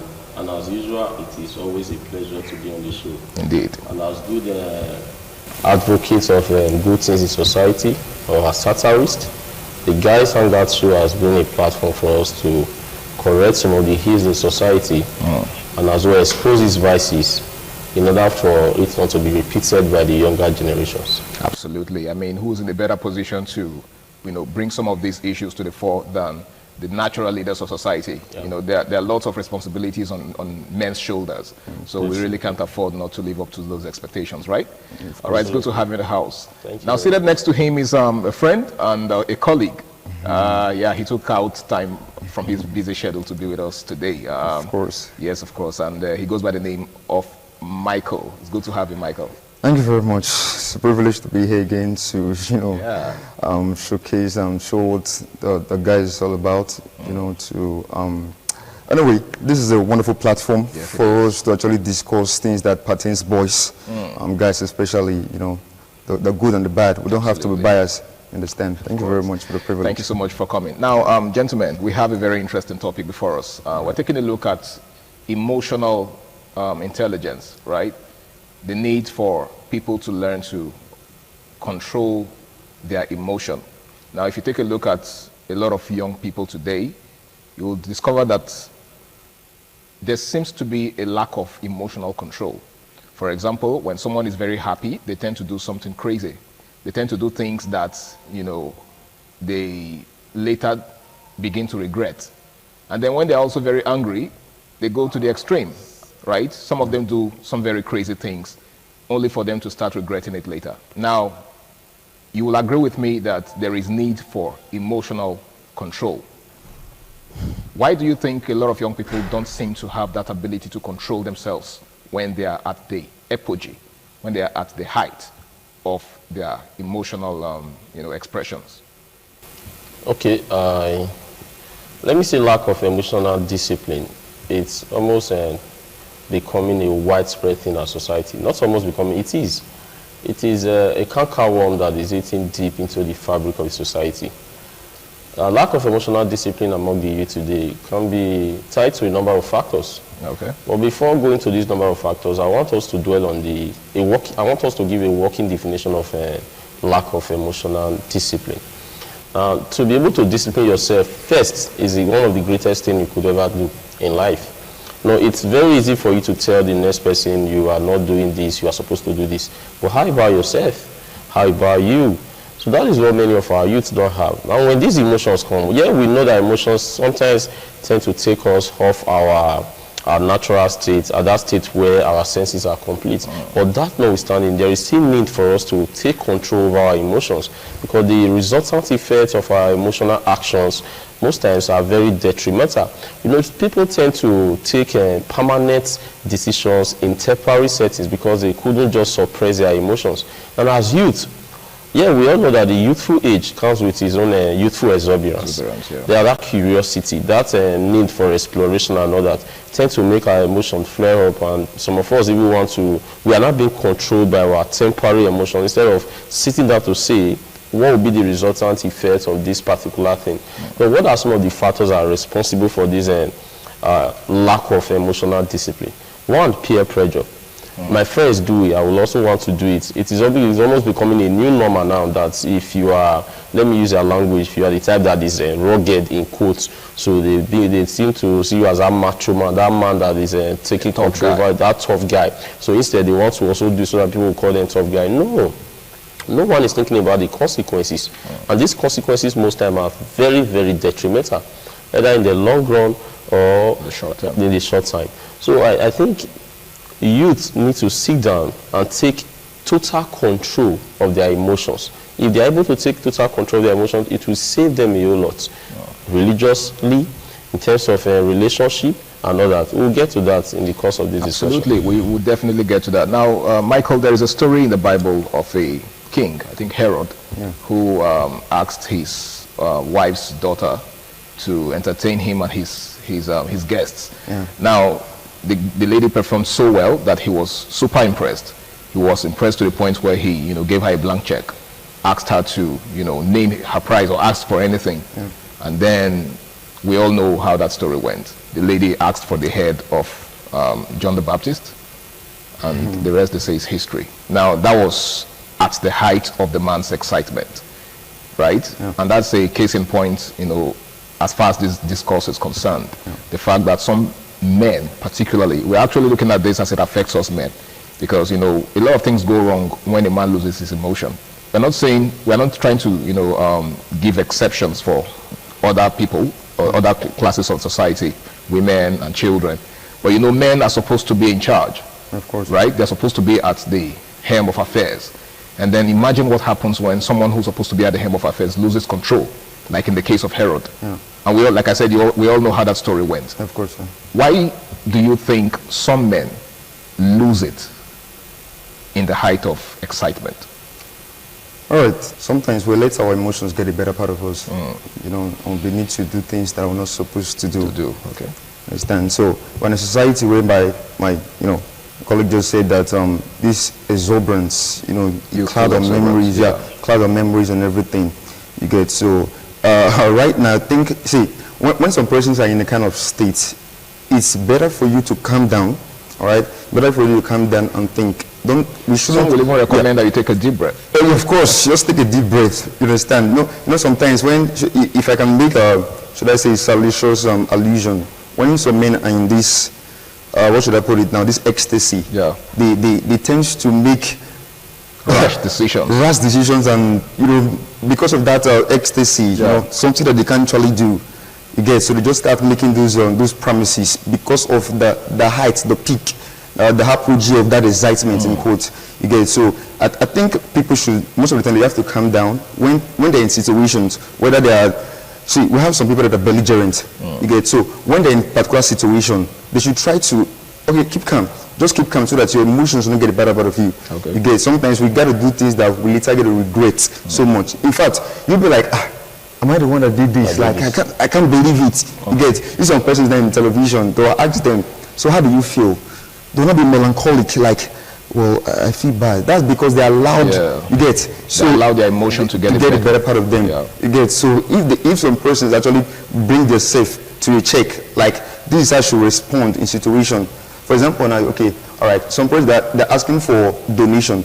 Some persons out of shyness or whatever, out of they want to impress, intimidation, they just begin to call. At the end of the day, now you're calling them, they're running away from. Like we say in our local parlance, when their eye clear. Of course, when their eye clear in the local parlance, you understand. So sometimes when they're in different situations, you try to be placid. Not so fall into regret. Now, there's a particular story I stumbled upon on social media of a guy that was just thinking aloud, right? Some of these guys will just come on social media and say certain things, like share their experiences and all. So, dude was talking about an experience he had with his, with a lady, right? He said that he used to, every time he comes on social media and sees people talking about PS5, that he remembers a certain experience he had with a lady, how that he used to play PS5 a lot, and then at some point, a certain girl he was dating at the time got fed up with the fact that he was getting too addicted to the game. And then she came, seized the PS5 and then soaked it in water, right? Yeah. And that was how he lost his PS5. And ever since, every time he hears people talking about PS5, that experience just, comes rushing back into his mind. Now, this, to a very large extent, has affected lots of relationships, right? We have men who just tend to lose their emotion or lose their senses the moment they are angry, for example. Lots of cases of DV, domestic violence, are born out of this lack of emotional discipline. You're angry, someone offended you. Now, just like Michael just said, one of the measures that people usually recommend whenever someone is angry is that they take a walk, right? Yeah. Take a walk away from the scene. But that doesn't seem to be the case anymore. Now, that singular act by that lady was born out of a lack of emotional discipline. Now, how much damage do you think this could, do to society if it is not checked? Definitely, it will increase the number of inmates we have in our prison. It will encourage more violence, as people will tend to learn from the wrong people. It will cause a lot of breakup. It will increase divorce. It will increase the rates of crime. When we're talking about emotions, it all starts from the mind. People should learn to put their mind in check. Before you act, definitely these things have been conceived on the mind. You tend to brood on it on the mind. You tend to ruminate on it on the mind. If you are able to keep those things, those negative things on your mind in check, it will not result to emotional outburst. You're saying it all begins with meditation. Meditation, premeditation. You see, some of these things that people do out of, I call it emotional outburst. They've conceived it on their mind for some time. Though some persons are short-tempered, but that notwithstanding, you still have to do with something of the mind. They ruminated on it on the mind before they will say, okay, let's take this action. So these things should be discouraged. If it is not discouraged, we'll have so many ladies who will later regret their actions in relationship. And going to the case you just cited, sir, concerning the young lady that decided to soak the PS5 of her boyfriend, immerse it in water and all that, that's because she couldn't just keep her emotions in check. Now, this is the same lady that will sit down later and say she will regret that thing she have done. That was not her intention. Her intention was just to get the attention of the man. But now that she have done it, the man is scared. If a lady could do this, next time she might decide to go for the TV or the refrigerator or any other appliances they have in the house. So the guy seems to be living with the trauma now. The guy seems to be living with the trauma, and the lady also live with the trauma. She's traumatized. There are some ladies that cannot, there are some people that cannot keep their emotions in check. And after the action, they always regret it. So the guy, the lady, the emotional outburst is not okay for any of them. So what we need to tell our youth out there is they should learn to always take responsibility for their action, and they should learn to always keep their emotions in check. They should learn to always guide their hearts. Not many things comes into the heart.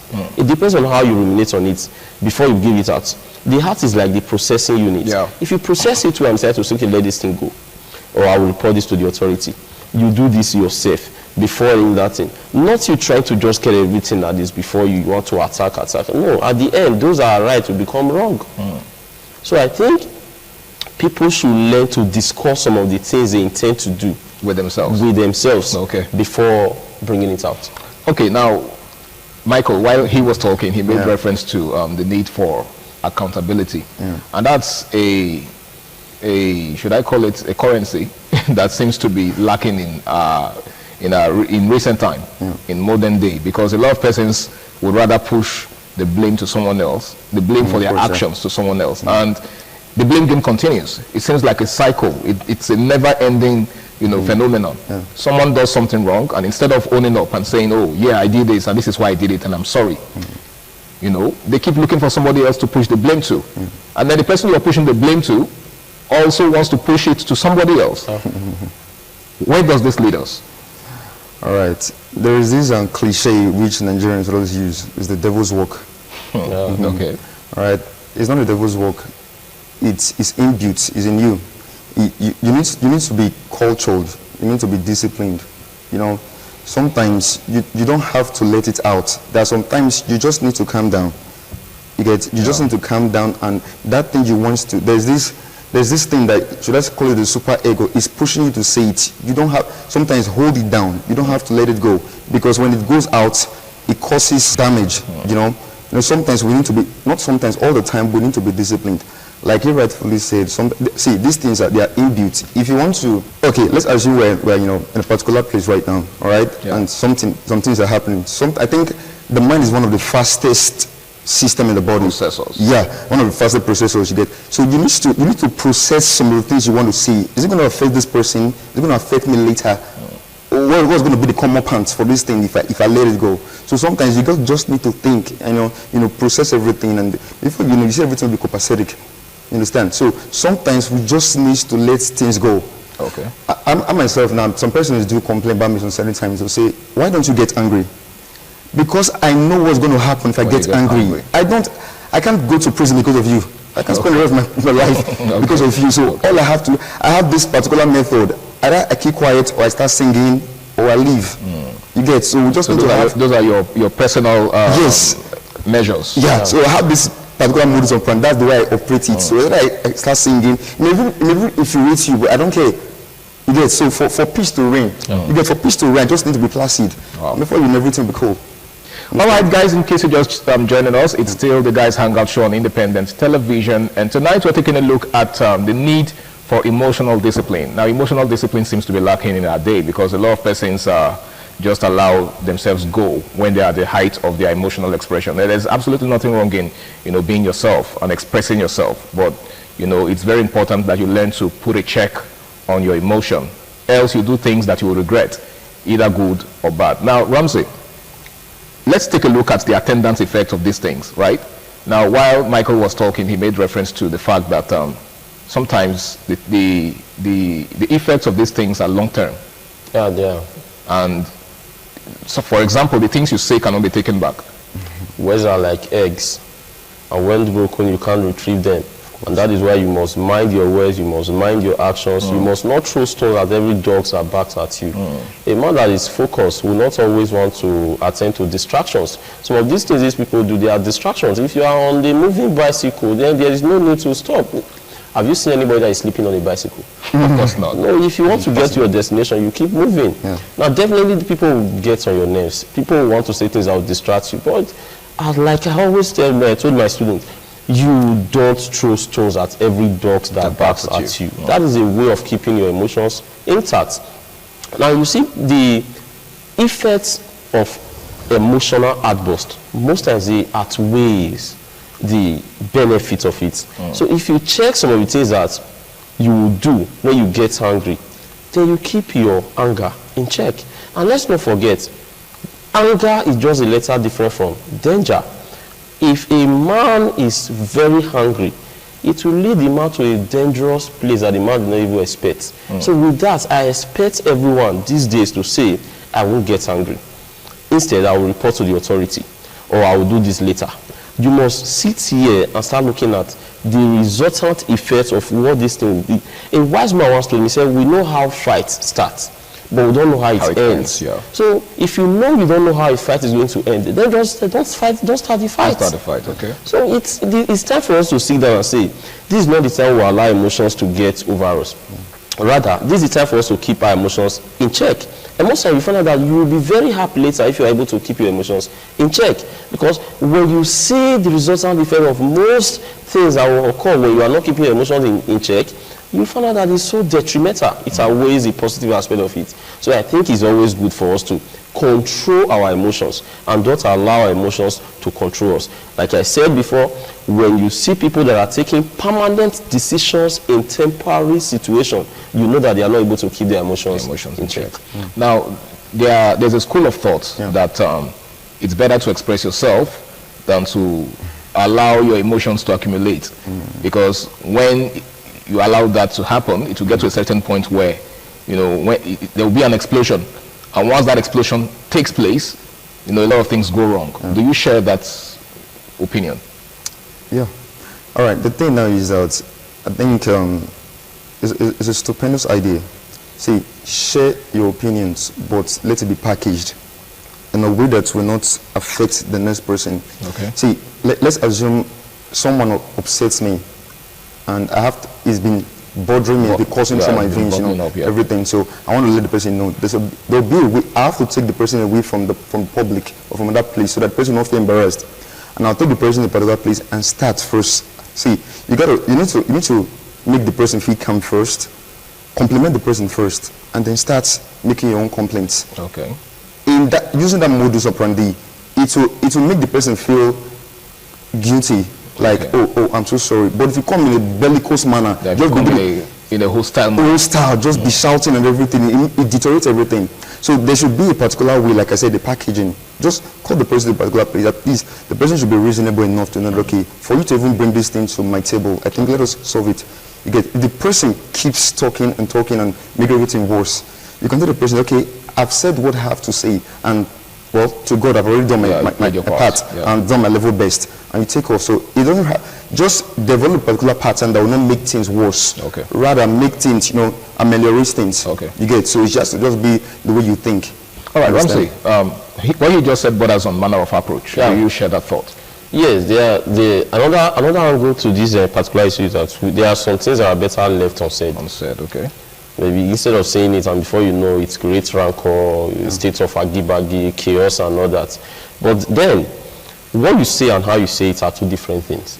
You can decide to say something bad in a very good manner, in a way that the person you are talking to will not even know this thing is as bad as that. So if you must express yourself in order not to add fuel to fire, you must learn to put words in order.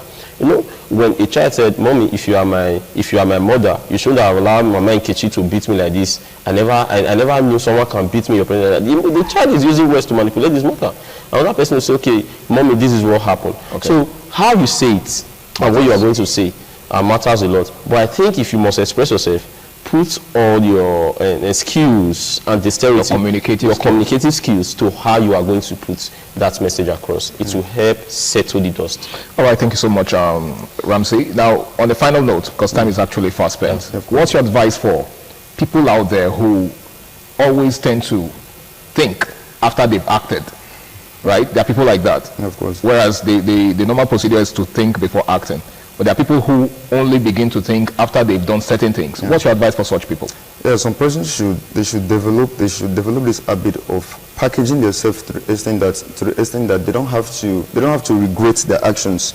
Before you just blow off, think about what is this my outburst going to cause for me and for the person. What is going to be the end result? Okay. You just have to calm down sometimes.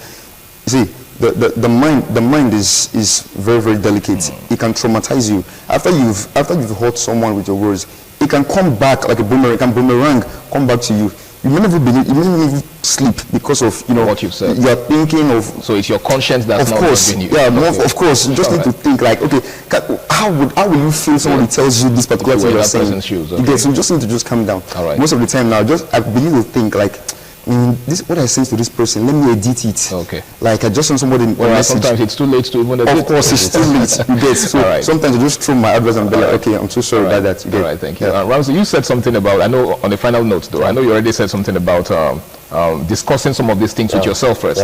Yeah, so would that be your final word on this? Yeah, everyone out there should learn to be in total control of their personality in all ramification. Okay. Don't throw stones at every dog that barks at you. Keep moving and be focused. All right, gentlemen, I want to say a big thank you for taking our time to be with me on tonight's edition of the show. You guys made it a success, and I really do appreciate it. Thank you very much. And I hope that the next time I call upon you, you will be able to oblige me. Absolutely. Thank you so much. Now, it's been the Guys Hangout Show on Independent Television, broadcasting live from the city of Bronx. And tonight, we've been talking about the need for emotional discipline. Now, it's very, very important that you learn to control yourself. There is absolutely nothing wrong in expressing yourself. It's why you're human, right? But it's also very important that you learn to put a check on yourself, just so you don't do things that you'll regret. Nobody wants to regret their actions. It's never a good thing, okay? So it's very important that you learn to put your emotions in check. My name is Harry Igboje, and until I come your way again, same time, same station next week, this is me saying, stay out of trouble and enjoy the rest of your night. Bye for now.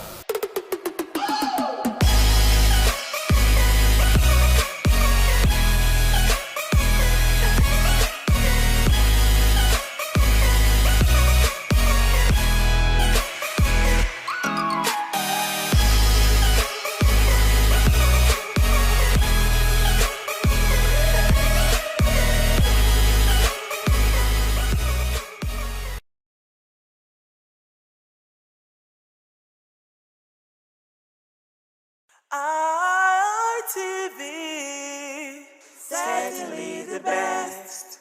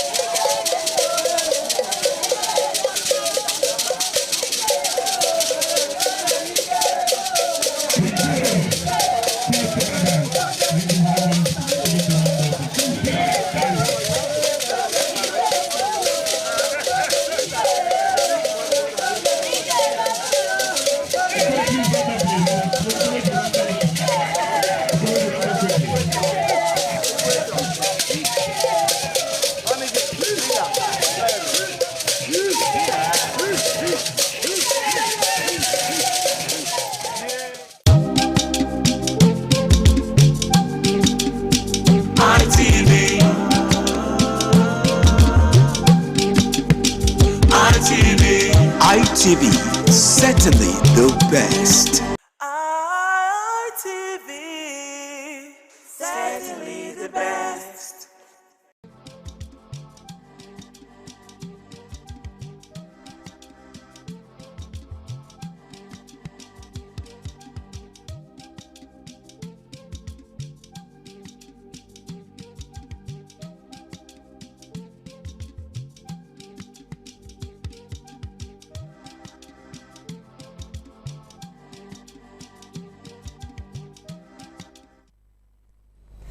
Hello everyone, thank you for joining us today on the program Woman to Woman. I'm Adesuwa Osa-Uwagie. Today on the program we want to look at something very important, but first we apologize for coming on behind schedule due to some technicalities which we are still dealing with, okay?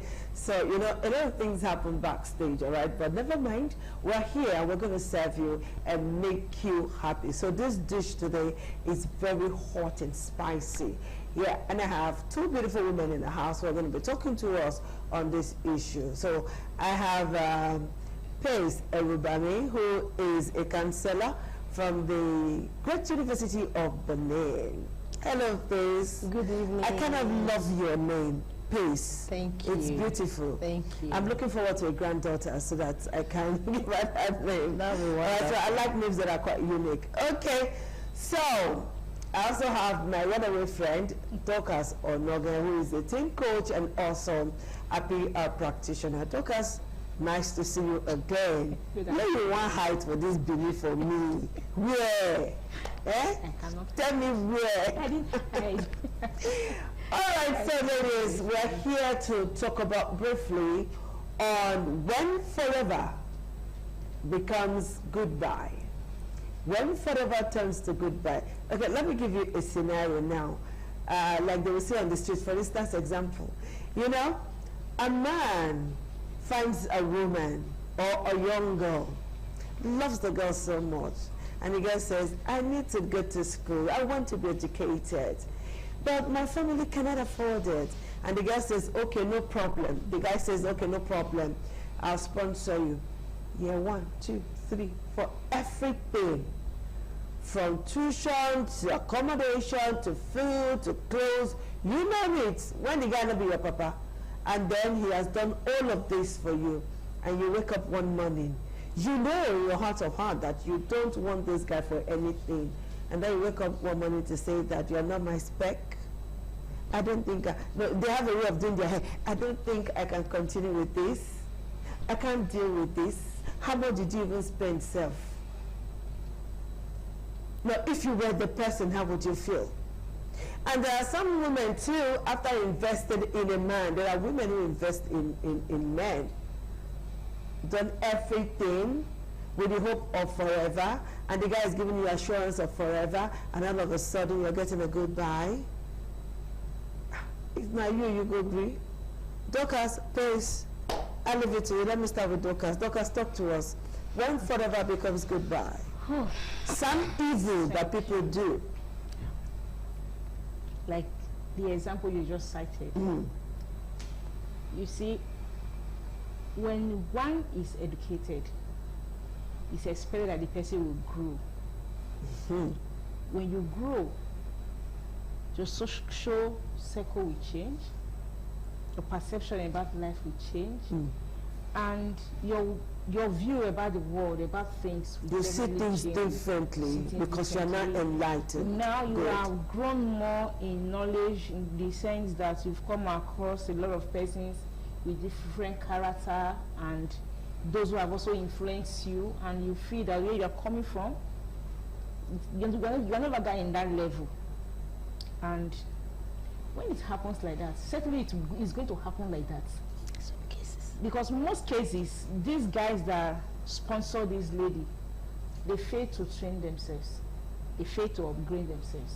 And you know, by the time they will come together, the lady will... They fail to train themselves. Yes, they fail to train themselves. And you, as the guy, you remain in one place. And the lady has moved on to another level of societal influence, of social style. Then the compatibility between the two of them will not be difficult. It will disappear, eh? Yes, the lady will say, I cannot cope with this person anymore. I want to reason with somebody who is the same level with me. You know, you don't force people to marry you. You cannot force somebody to marry. But when things like this happen, it's painful. My own, I'm not saying the lady must marry the man, but as time goes on, you know, emotional withdrawal is not something that comes overnight. It starts from somewhere. You know that this person, you no longer have feeling for this person, somebody else is giving attention elsewhere, you already build another relationship there, the best thing for you to do as a lady, in quotes now, that is being sponsored by a guy with the promise that when she graduates or when I graduate, I'm going to marry him or he's going to marry me. When you know that you have found yourself in that circle, that you're no longer interested, tell them. 100 level, 200 level, 300 level, things are beginning to change. Instead of keep collecting money from them and giving them hope from them, giving them hope. So the worst is when you even get to final year, you will increase everything higher. You say this is your opportunity to collect. When you know fully well that you've already built your emotional area, you've already protected your emotions, and giving that person false hope, it's going to end the disaster. It's going to end. All right, please, you work in the university community, you've had ample opportunity, or you talk to young girls all the time and every time. Has anyone ever come to you with this kind of scenario? Oh, ma'am, a guy is sponsoring me in school. I don't want the guy anymore, but I want his money. I just don't know what to do. You know, that kind of a thing, because they will never come straight up. Well, thank you for the opportunity. Fortunately enough, we had a group counseling in school yesterday. Wow. And I was assigned to speak on the cost of premarital sex and cohabiting. Okay. And when you sent me this topic, my mind went to that presentation. Okay. And after the presentation, students were given opportunity to ask questions. Okay. And this was one of the questions they wrote on the paper. I don't be prophet though. After talking about cohabiting, a student wrote, what if the person I'm cohabiting with is the one sponsoring me in school? They didn't write their names. Of course. So we just asked that that particular student should see a counselor. Now, it looks funny, it looks painful when you train somebody and at the end of the day, the person no longer loves you. I think the issue there is intention. Somebody that really loves somebody should not put a tag for assistance. If you really love... In a world of nothing goes for nothing, you're asking a man not to put a tag? No, but that's the real thing. Because you are not supposed to put a tag on any benefit, on any service you want to give to somebody if you genuinely love the person. Just the same way when a man or a woman, maybe a man genuinely loves a woman and the woman say, I'm no longer interested. If you genuinely love the person, you give the person space. The person might have a turnaround because of the way you reacted. So, but if you already have an ulterior motive, I must marry her, I spend so much money, even if the person does not run away and the person eventually marries you, the person might just be there for the sake that, well, he trained me, I don't have a choice, I have to be there. You know, I've seen instances where men train women and they let them go. You know, nothing attached. Oh, I like you. I want you to be better in life. Since we are together, let me do the little that I can do for you. Yes. We know that one. But this one, the girl knows that she does not want this man, or maybe she loved the man at a point. Maybe she loved the man at a point, because sometimes what most of us call love is actually infatuation. Yeah. It's not love. We just say, I love you, I love you, I love you. But when the chips are down, that is when you know somebody really loves you. Okay. Now this guy has come up to say, okay, so what do we do? Are we, you know, sometimes they engage, they marry, they do blood oaths, they do all sorts. And then afterwards, the girl just wake up one morning and say, guy, I know they do. And the way they, you know, if we just from what we hear, what we see, what we have watched, you see that the girls, they usually come not with clean hands. All right, a guy's been taking care of you, and then one day you say you know. So what is the man supposed to do? Should I try? What is the man supposed to do? Please go ahead. I've seen very bad situations. Sometimes they fight, they go to family, they go to court. But at the end of the day, the girl does not have the means to pay you back for all the time. Even if they calculate all the amounts you have spent on her school fees, on her maintenance, she cannot pay you outrightly. It's painful, even at that. If the girl did it intentionally, knowing fully well that she doesn't love the man, I would tell the man, I would suggest to him that however painful it might be, let her go. Because even if it results in fighting, maiming, or maybe assaulting her, it won't return all the time and years you've wasted. It's not going to return the money. Do you understand? So I will tell the man to let it be. And secondly, we'll be talking about, in case such situation wants to happen next time, what is the best way? Don't make promises. And for ladies, don't make promises. Okay, let's quickly take a short break. We'll come back. We will come back. Let's take a break now. We'll come back after this break. A short one, please.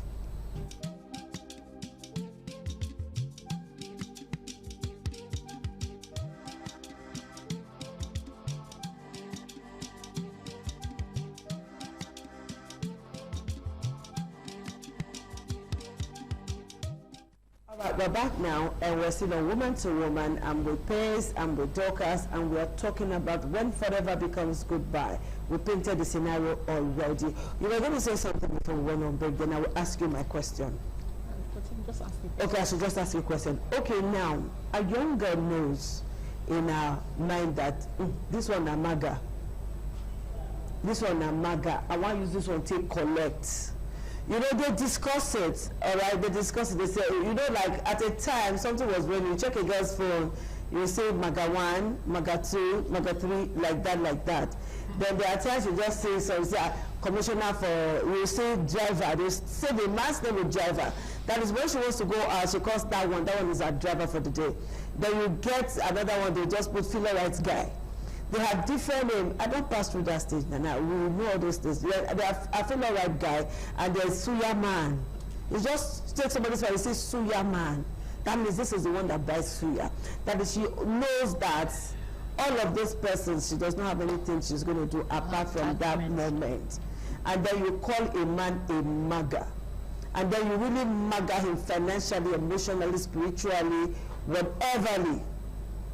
And you think that girl should go scot-free?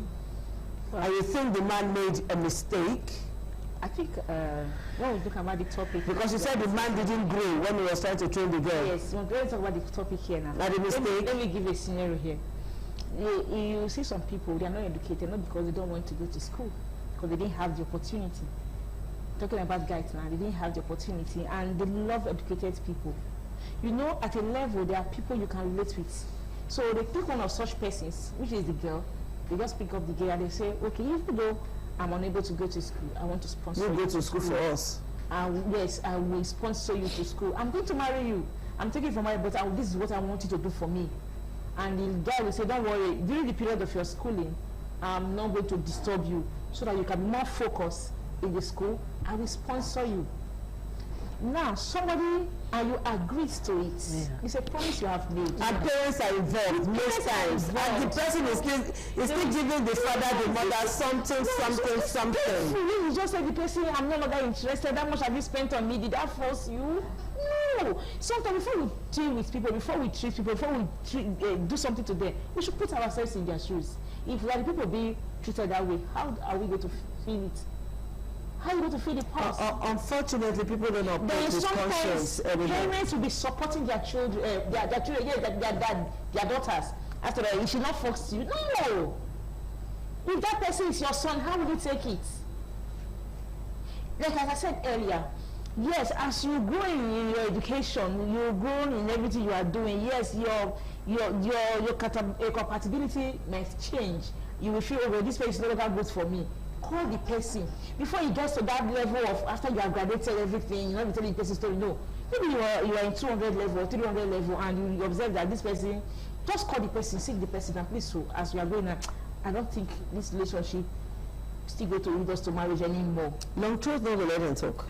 But that is it. I will advise every young girl to do such thing when it gets to that level. Not the one you will deceive the guy. Now, yes, 100 level, yes, you were faithful to him. 200 level, you were faithful, you still keep it to your promises. Then 300 level, you're beginning to waver. 400 level, you have settled yourself with another guy by the side. By the time you're already serving, in short, he has even gone to introduce you to his parents, where you must have even brought him to your parents, and you're still collecting money from one maga, one corner. Telling the guy, don't worry, everything will be there. The guy is not calculating days. Yeah. When are you going to finish serving? Okay, when you finish serving, you know those guys. The guy is making plans, imagining things, building castles in the air. I'm not educated, but thank God I have it. I'm simple. Yeah, they'll be proud. My mother is not educated, but sometimes when people want to insult her, you tell look, I don't go school, but I get picking when we go school. I pick to follow you speak. That's so. You know, they didn't go. These are the people that wanted to go to school, but they didn't have the opportunity, and they are happy when they see that children go to school. So also find me in that category, and such thing there, and then they just come up to say, how much did you spend on me? So some of them will just kill you for nothing. So we even go as far as doing something, killing you and killing themselves, that what will let us just lose. So mothers and fathers should discourage their daughter from doing that. So now some parents have come up to say, I've had cause to talk to parents. I said, I didn't know he was spending money on my daughter. You don't pay school fees. Your daughter is in the higher institution. You're not paying school fees. You don't know. Sometimes your daughter drives a car home. Other times your daughter gives you money, girl will not be work. And you are not the one sponsoring. And this thing is usually something that happens in families where they are struggling to survive, or families that are, let me call it, humble homes. This thing happened in this kind of homes, and then the father or mother will come out to say, I didn't know, I don't know the man. Even though I see him around my daughter, I think that I thought they're just friends. You know they pay school fees. You don't do nothing for that girl. The girl goes to go to school year in, year out, and come back 4 years. You didn't spend a kobo on that girl. The girl might even come home and dash you some things and bring some things, and you are saying you didn't know. I beg, speak to that parents, make I know vex. Speak to that parent right away as a counselor. Who are we blaming in this instance? Because the scenario is clear. So this discussion now is for parents. And the girl. And the girl. Yes. Do not accept promises that you will not fulfill. And for the parents who push these girls out, no, they didn't push the girls, so they encourage the girls to do what their mates are doing, or use what you have to get what you want. You know, there are some crazy parents like that. When they encourage, is it not pushing? No, they did not push you. They encouraged their best. So they did not push, but they are just encouraging them. So to those parents, they should know that the life of that child is very, very important. And that they should not push their daughters to do such things, because assuming that man is their son, do you understand? If the table turns around and their own son now trains a girl, they watched their son train a girl through high institution, and at the end of the day, the girl now turns around and said, I'm no longer interested in relationship. How would you feel as a mother? How will you feel as a parent? So those are the things they should look at before making decisions, because all that glitters is not good. Yes. At the beginning, you might see it as good because at that moment you don't have. Let him spend the money. Are you getting it? And you are collecting from the guy as well. As time goes by, you now discover that no, I don't think I can spend my life with this man. Okay, how do we address this now, Dorcas? We're running for time. How do we address this in one sentence? How do we address this issue? You know, make promise you cannot fulfill. That's it. If you know somebody is spending on you with a promise of marriage, and you know that you're no longer interested in the person, quickly inform the person, talk to the person. If the person is not listening, call people you know that can talk to the person, explain to them and solve it, rather than keep collecting money from them when you know fully well that you are no longer interested. Okay, so please. Yes, parents, teach your children right, and help them to have self-awareness. Let them not make promises that they cannot keep, because it starts from home. Okay, and if your girl must be educated, you can also advise your girl, go to Open University where you can work and then continue with your education. You go bring the certificate home. She does not have to go to the conventional universities. Open universities, the certificates are recognized everywhere. All right.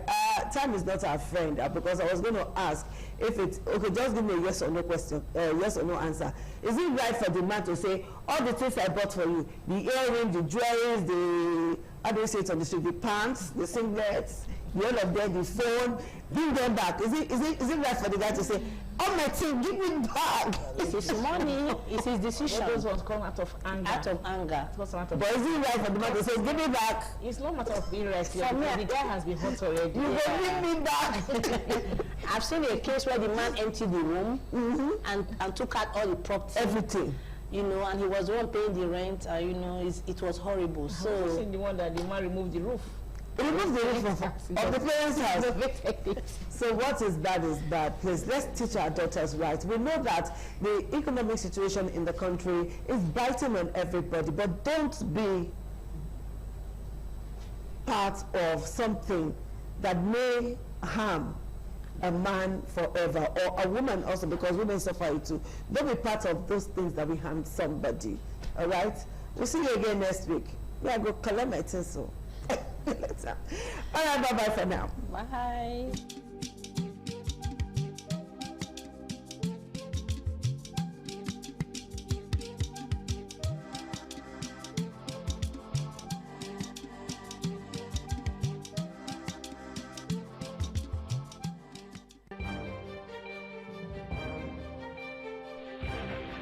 This is ITV. Certainly the best.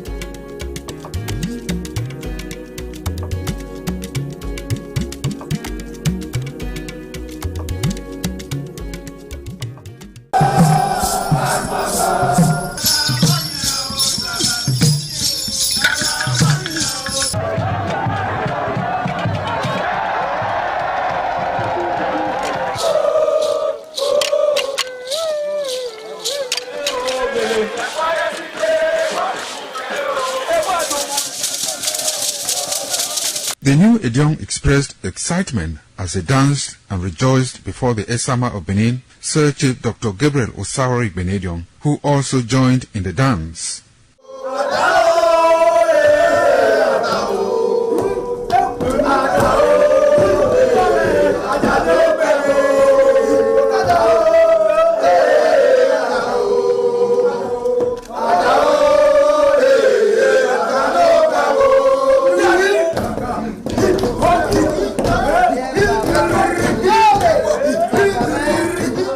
As visiting and paying of homage to various homes of senior elders continued, the initiates spent 7 days performing diverse kinds of rites as required by tradition. They were furnished with rules and regulations regarding their new office as Edion.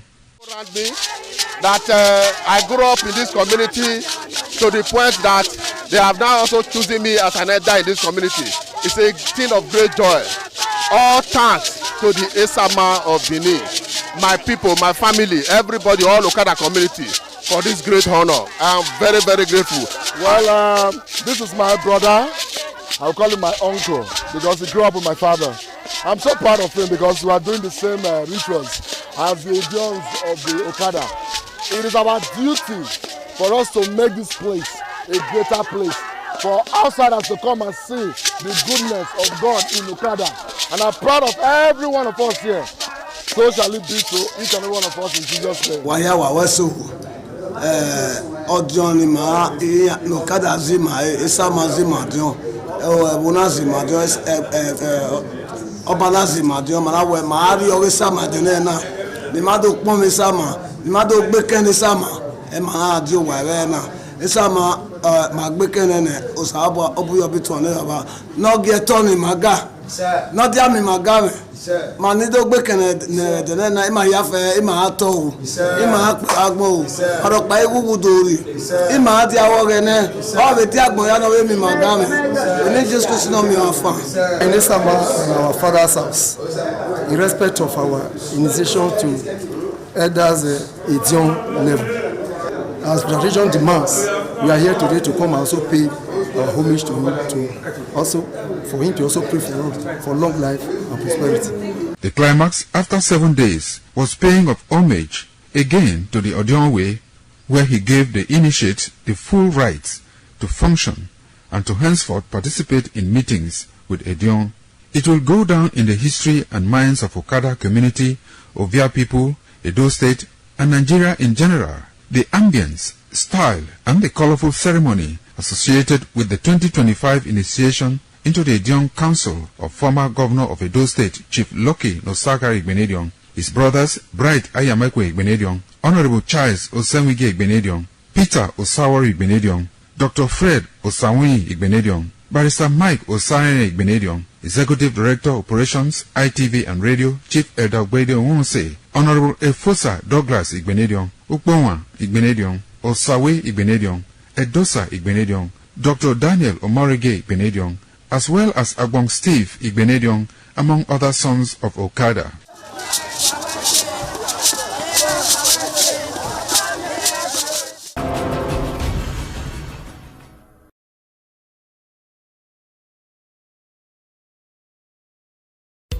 The threat of global warming is real.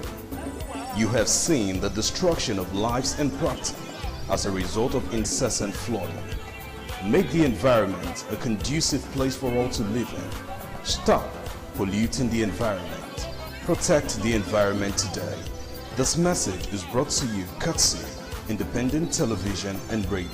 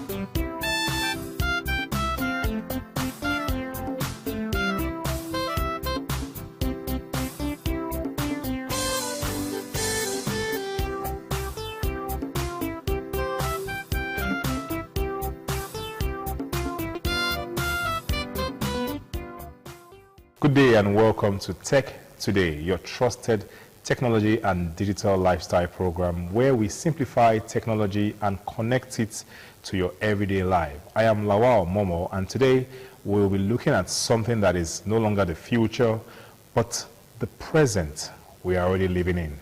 Artificial intelligence is no longer a concept reserved for laboratories or science fiction films. It is now inside our phones, our computers, our workplace, and even in our creative tools. And while many people are still trying to understand what AI really is, it's already reshaping how the world works. So today, we are breaking it into two important parts. Part one, I will talk about the 10 AI tools that are changing the world right now. And part two, we'll share the 10 tech trends that will dominate the next 5 years. By the end of this program, you will not only understand where technology is today, you will also see where technology is heading next. Let's begin.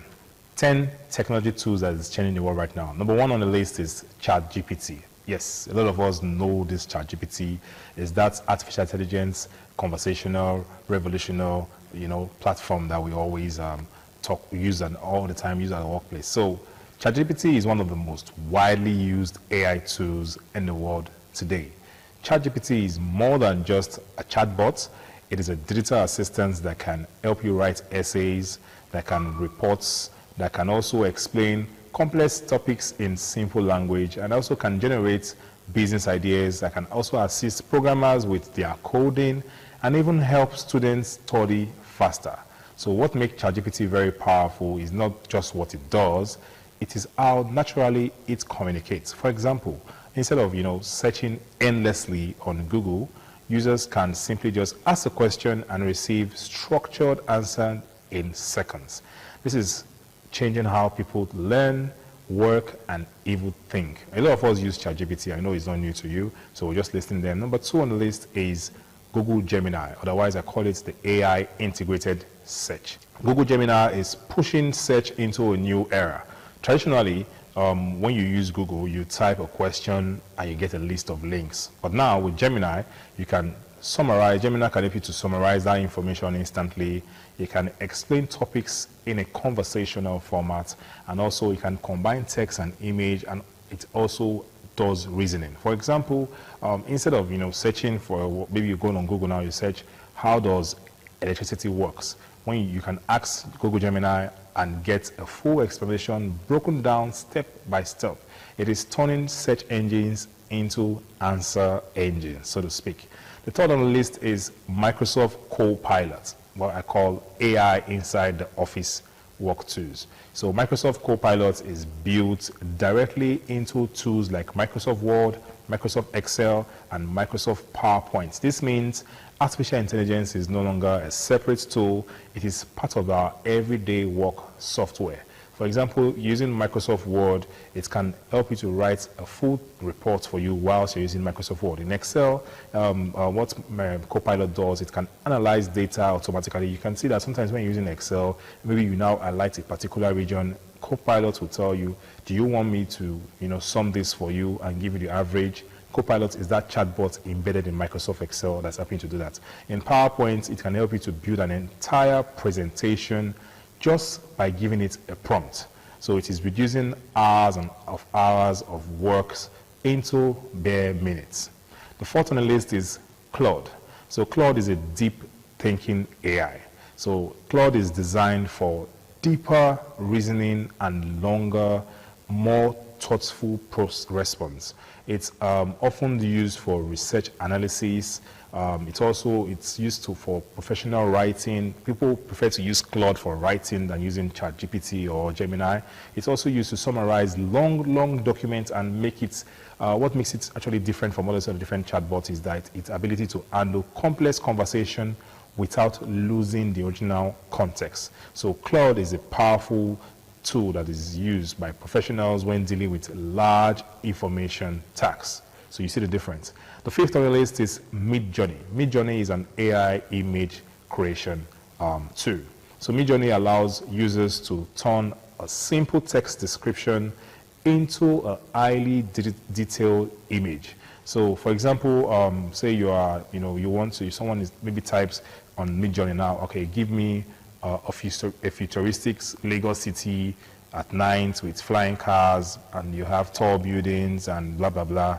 So the AI chatbot will generate a realistic visual interpretation of the text you just prompted. So this is transforming graphic design, it is transforming advertising, it is transforming digital art. Even people without design skills can now create professional visuals. You can see we have some content creators or all those persons that talk on using YouTube to create content. Those are also content creators. They now use Midjourney to also put a thumbnail on their videos so that you can get a representation of what they are going to talk about. So Midjourney is that AI. You can prompt, say, I want you to give me an animal that has wings and also has fangs, and also just whatever you can imagine.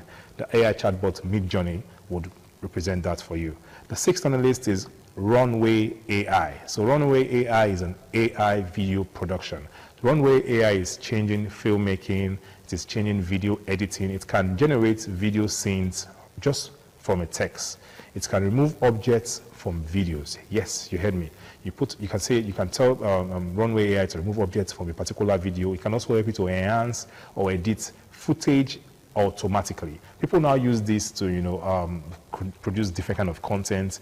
This means that small creators can now produce content that once require a full production studio. People now even use this for musical videos.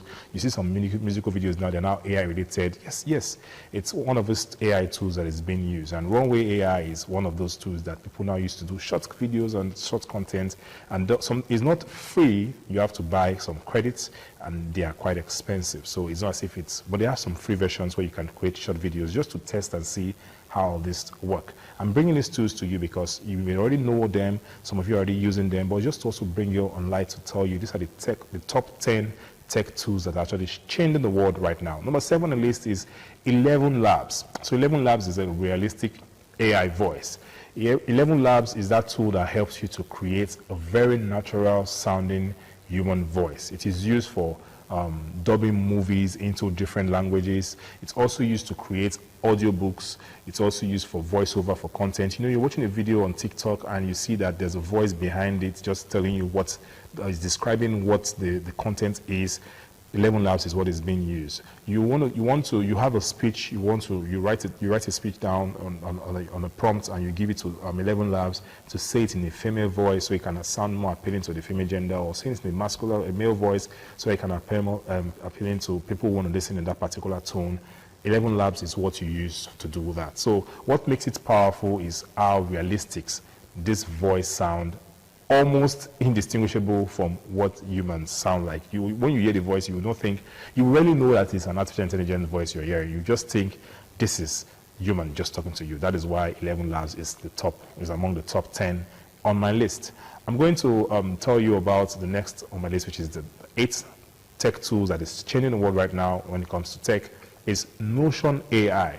Yes, Notion AI is a smart organization tool. I used this tool one time for a freelancing job. It helps you to organize your work and your ideas. So it can help you summarize meeting notes. It can help you to generate documents. It can help you to structure your project plans accordingly. Instead of starting from scratch, users can now build from an AI-assisted framework. Notion AI. You can search it on Google and you get to the site and you get to explore more on it. It improves the productivity for teams and individuals. I'm going to chip in one other tool right here that is not on the list. It's known as Napkin AI. Napkin AI, I use it sometimes when I want to create presentations I want to put some visuals into my presentation, my PowerPoint presentation. When you write out PowerPoint, you want to put those visuals, you want to put pictures, you want to design a particular kind of picture. I use Napkin AI. Yes, Napkin AI is very easy to use. When you just put it, you can start from scratch by typing out what you want using the prompt, or you can copy the already prompted or the text from whatever PowerPoint or document you must have created it from and put it in Napkin, and Napkin will regenerate it with different AI pictures Also, you can use those pictures, you can tweak the pictures however you want it. You can prompt on that pictures and say, no, don't use a white person here, use someone from this particular color, or no, don't use children here, use adults. No, I want the classroom to be this. It can be done using Napkin AI. See how it makes life easy? The ninth AI tool that we should be using is Perplexity AI. So Perplexity AI is an answer-based search engine. It is different from the traditional search engines. Instead of giving you links like Gemini does, and Google does, it gives you direct answers with sources. So it reduces the time that you spend on clicking through multiple pages. It is becoming popular for people that are doing research and people that are doing quick fact checking. The last but not the least on my list, the 10th AI tool that is changing the world right now is Suno AI. Yes, Suno AI is an AI music creation tool. So it allows users to create full songs using AI prompts. No lie. You can describe, you can prompt and describe what the genre should be, what the mood of the music should be, what the lyric style should be, and it will generate a complete music track for you under minutes. Okay, it is changing music and music production and also opening creativity to non-musicians. And so sometimes people now even use Suno AI to, when maybe you're watching TikTok, you see a particular video and you now read the comments, people now turn the comments into songs. You must have seen that. Suno AI is what they use. They just post those pictures out there and say, you know, using these pictures or this comment section, turn it into a song, and it will sing the song so well that it will be so funny. So persons out there are using it to create content for themselves and then getting some money from that content also. So Suno AI is what they use. So you can also tell Suno AI, I've used Suno AI a lot of times. I created a particular rap song, because I'm into rap, from using Suno AI, and it gave me a beautiful rap song about Africa. I told it what I want from the song, and it was quite interesting. The song is still on my YouTube. You can go check it out, but it's quite funny. I'm trying to say that you can explore and just use these tools so that when you get a job or when you get something that requires you to go and, you know, explore and maybe learn from it, you may not need to be a music producer to go and say, okay, I know how to use these tools. Rather, by learning how to use AI chat, these tools, it's just going to be easy for you to just, you know, transition yourself into it. So far we've explored 10 artificial intelligence tools that are already changing how the world works today. From writing and design to music and video creation, artificial intelligence is now deeply embedded in everyday life. But while this is happening today, the bigger transformation is still ahead of us. So when we return from this short break, we'll explore 10 tech trends that will dominate the next 5 years. Don't go nowhere, it's still Tech Today. Stay with us.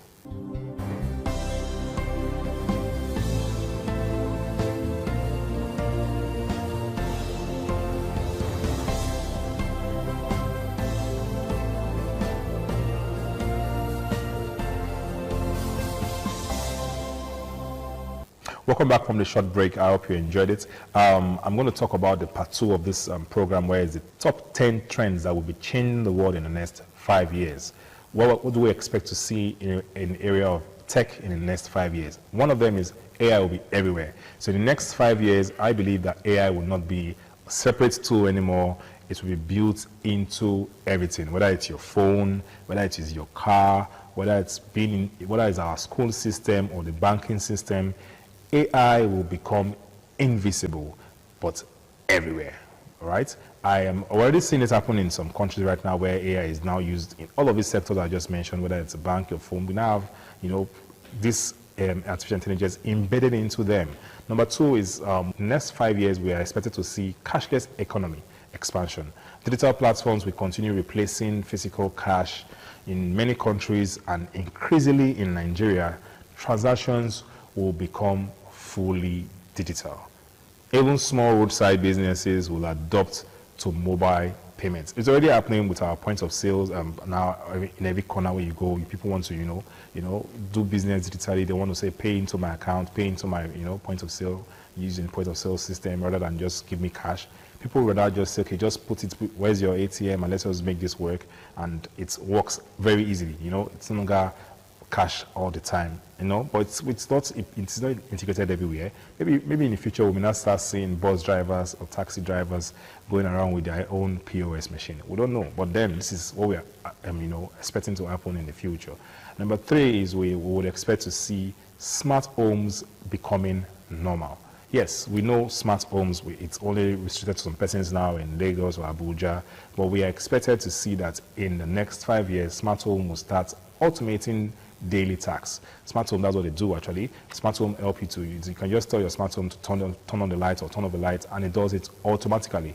Your security system will be learning the behavior of your surroundings. Your appliances will be responding to your voice command. You know, smart home will not begin, when you're using smart home, it's like your home now beginning to think.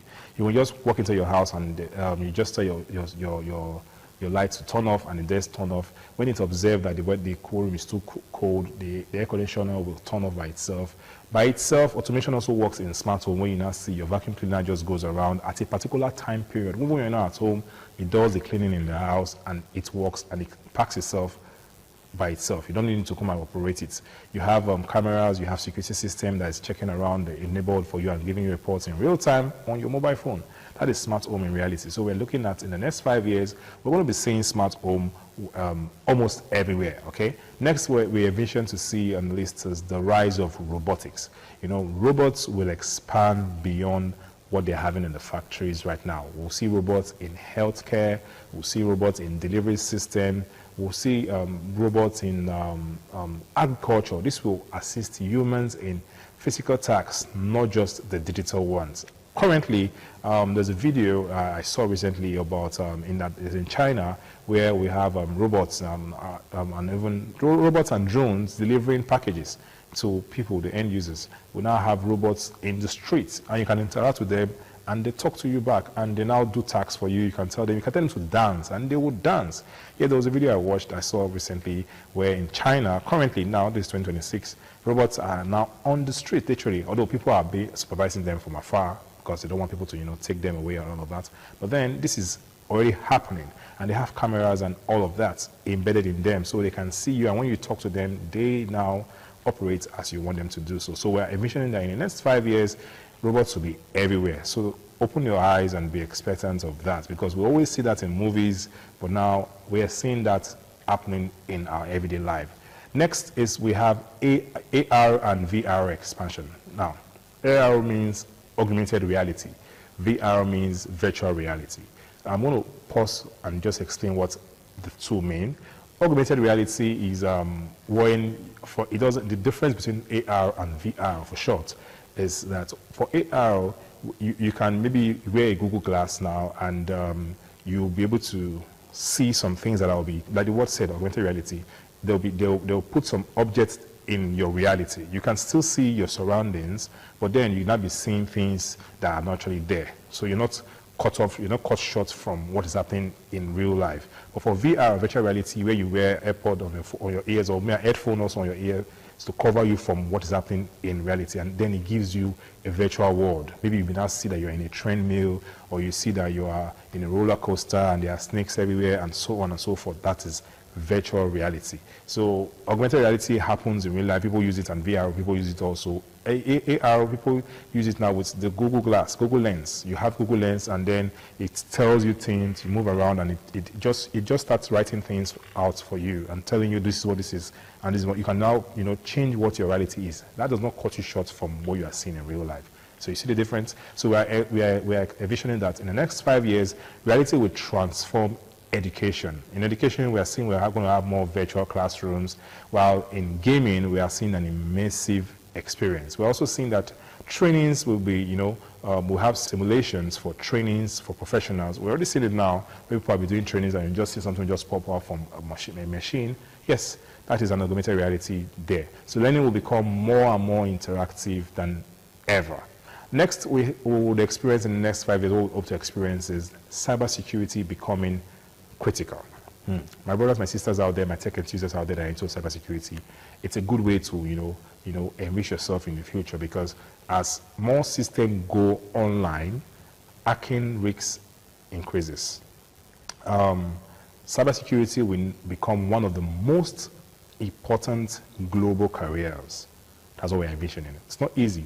You know, governments and companies will invest heavily in protecting their system. They want to protect their system. So if you're doing a course on cybersecurity or you intend to do a course on cybersecurity, it is not a lost cause, so to speak. It's actually the right way to go, because this will now become the job.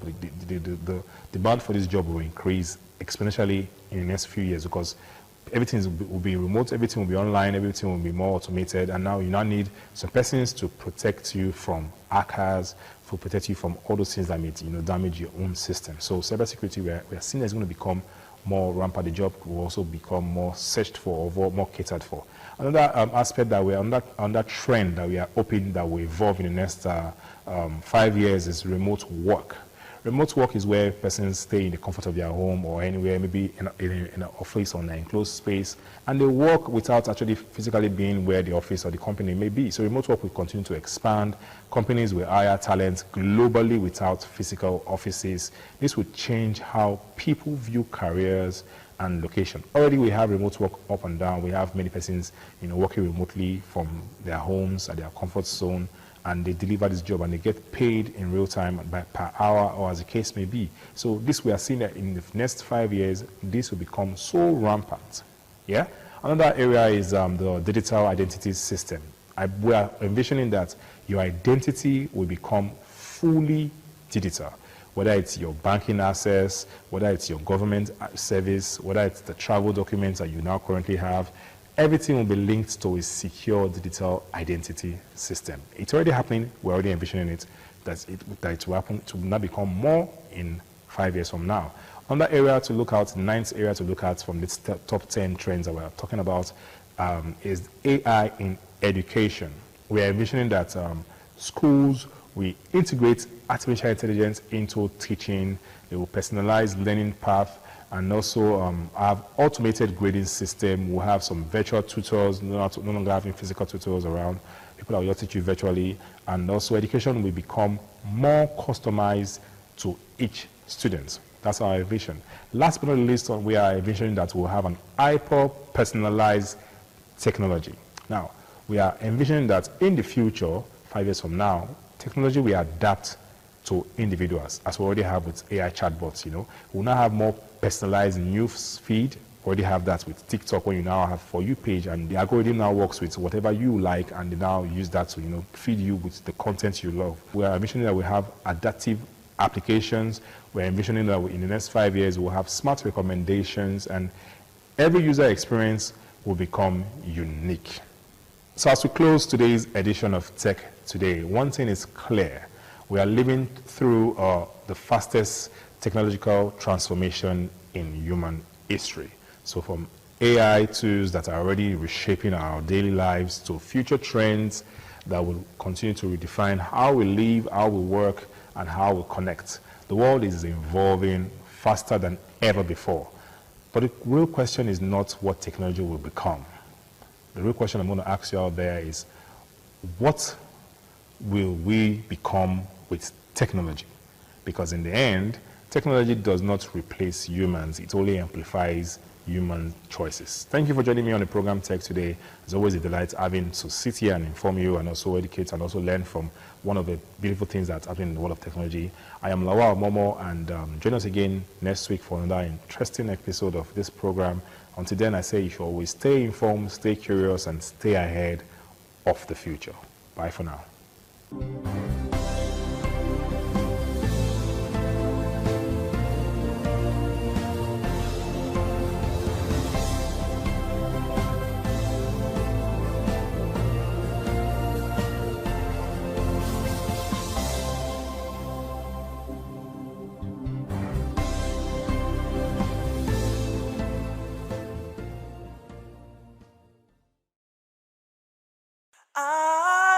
ITV, certainly the best.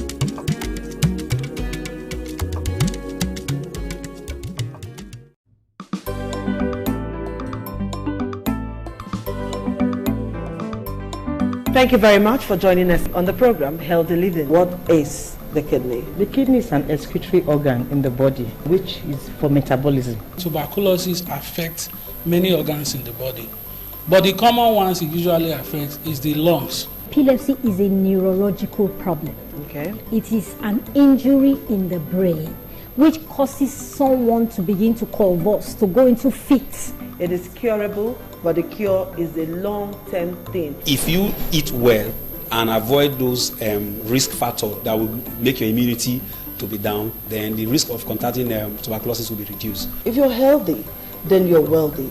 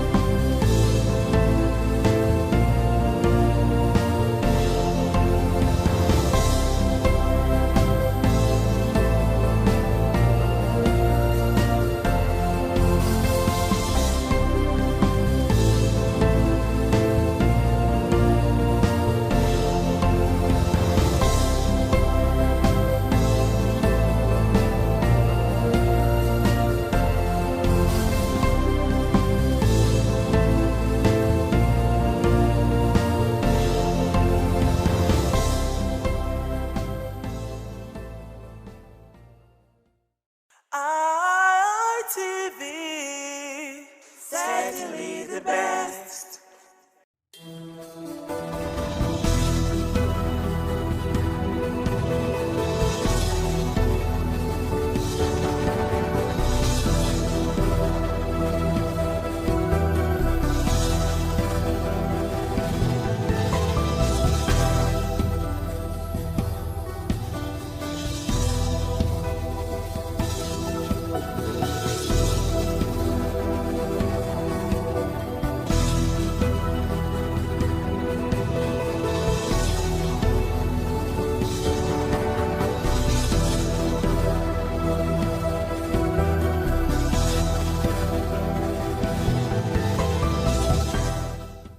Hello, welcome. This is Business 360 right here on ITV. I am Nwoluwapo Stephen. There's so much to talk about today on the show, from one allegation up to counter allegation and clarification from the federal government. The list actually is endless. Now, let's begin with the headlines. Federal government denies 8 trillion naira off-budget spending claim, says IMF comment misrepresented. Federal government secures $11.4 billion World Bank loans in 3 years. Benin, Togo, Niger owe Nigeria 17.45 billion naira electricity debt.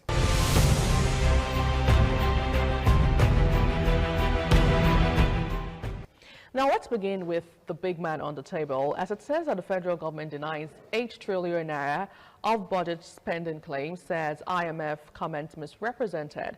Now the federal government yesterday came out to say that it has dismissed claims that it spent about 2% of Nigeria's gross domestic product, that's the GDP, estimated at over 8 trillion naira.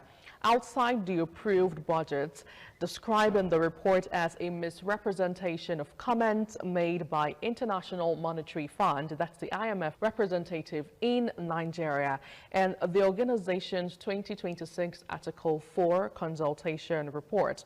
The government said the claims were inaccurate and could mislead the public about the country's fiscal management.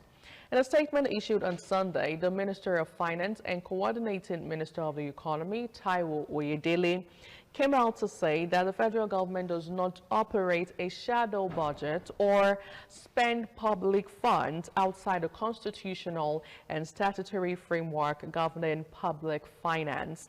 He explained that Section 80 to 83 and 162 of the 1999 Constitution, as amended, provide that public funds can only be withdrawn and spent in accordance with the Constitution and the laws enacted by the National Assembly. Now, according to him, all federal government spending is backed by duly enacted appropriation acts, supplementary appropriation acts, or statutory authorizations approved by the National Assembly. Oyedele added that multi-year capital projects, which span several budget cycles, are implemented in line with existing laws and approved capital rollover provisions where applicable. He described as inaccurate suggestions that trillions of naira were secretly spent without legislative approval, arguing that such allegations should identify the specific projects allegedly executed without appropriation or legal authority and provide credible evidence to support the claims. For the purpose of public education, it is important to distinguish between appropriation, expenditure authorization, financial and fiscal reporting. Now, this is coming out from Oyedele, who said the Nigeria's public finance framework includes several statutory transfers, first-line charges, and intervention mechanism established by acts of the National Assembly. These, he said, include statutory allocations to development commissions and other agencies created by law, cost of collection and administration retained by designated revenue collecting agencies, capital expenditure approved under separate budget for some agencies, and the Federal Capital Territory special interventions for national priorities such as security, infrastructure, and disaster response.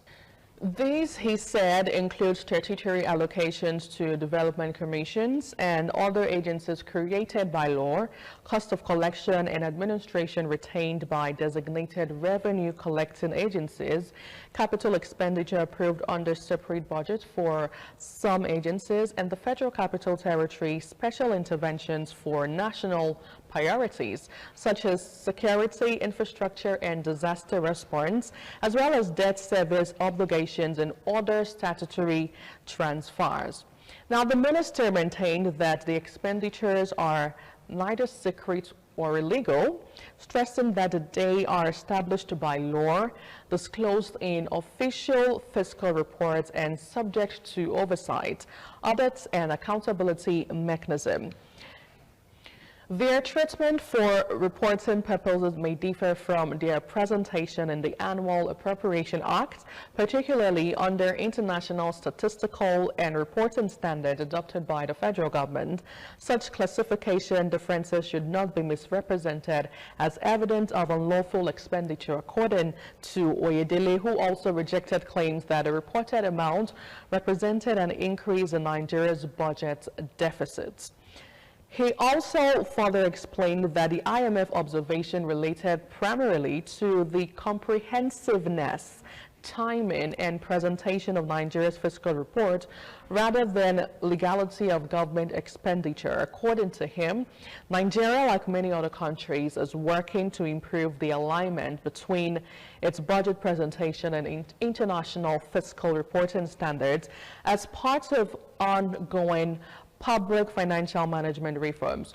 Oyedele recalled that President Bola Tinubu had, during the presentation of the 2026 appropriation bill to a joint session of the National Assembly in December 19, 2025, urged lawmakers to end the practice of operating multiple and overlapping budgets and instead adopt a single, harmonized budget framework. He said that the federal government remains committed to prudent fiscal management, transparency, and accountability, adding that recent reforms have strengthened budget credibility, revenue administration, treasury management, and the distribution or digitalization of government financial processes. According to him, these reforms have been acknowledged by the IMF, other multilateral institutions, international credit rating agencies, investors, and major global media organizations, while describing public debate as essential in democracy. Oyedele urged commentators to base their argument on facts and proper understanding of Nigeria's constitutional and fiscal framework. He added that the federal government would continue to uphold the rule of law, ensure transparency in the management of public resources, and work with the National Assembly, oversight institutions, develop partners, and Nigerians to further strengthen fiscal governance in line with international best practices. The controversy followed reports, comment by the IMF, in particular, IMF resident representative in Nigeria, Christian Mbeke, that the country allegedly failed to record public spending equivalent to about 2% of its gross domestic products. That's the GDP in recent official budgets. According to the IMF, the omission linked partly to a major government project executed outside the formal budget framework made Nigeria's fiscal deficit appear smaller than its actual financing needs and complicated fiscal transparency. The international organization, however, noted that the federal government had begun taking steps to address the issues by revising budget laws and improving fiscal reporting. The IMF disclosure drew sharp reactions from opposition figures, including former Vice President Atiku Abubakar and former Anambra State Governor Peter Obi. Atiku, for one, argued that the Economic and Financial Crimes Commission, EFCC, the Independent Corrupt Practices and Other Related Offences Commission, the National Assembly, and the Auditor General of the Federation to investigate what he described as about 8.8 trillion naira in off-budget spending, alleging that the funds were spent without legislative approval or public accountability. Obi also raised concerns over the report, describing it as evidence of grand corruption and arguing that the alleged 8.8 trillion naira expenditure was outside legislative oversight and called for greater transparency and accountability in the management of public finances. And of course, he went on and on. Well, it seems to a lot of Nigerians that this period, especially in the political terrain, aside the financial institution, is a clamor call for accountability, transparency, responsibility, and asking the right question, basically holding leaders accountable at this point. It's also worthy to note the speed at which Taiwo Oyedele responded to IMF claim a couple of hours after the IMF raised concerns over the 8.8 trillion naira spending that was outside the budget appropriation bill for 2026. Well, we'll keep you up to speed with details as it eventually unfolds.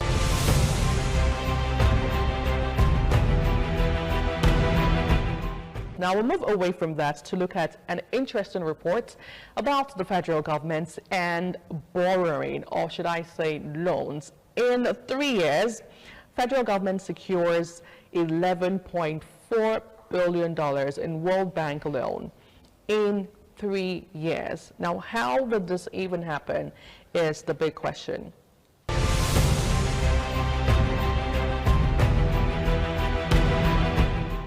President Bola Tinubu's administration has secured $11.4 billion in loan approvals from the World Bank in just about 3 years, putting it on course to surpass the total amount approved under former late President Muhammadu Buhari's 8-year administration. An analysis from data obtained by The Punch from the World Bank has actually shown all of this. Now let's critically look at this analysis, as it showed that the World Bank approved loans worth $11.4 billion for Nigeria from June 2023 up until June 2026, compared with $14.59 billion approved during Buhari's presidency from May 2015 to May 2023.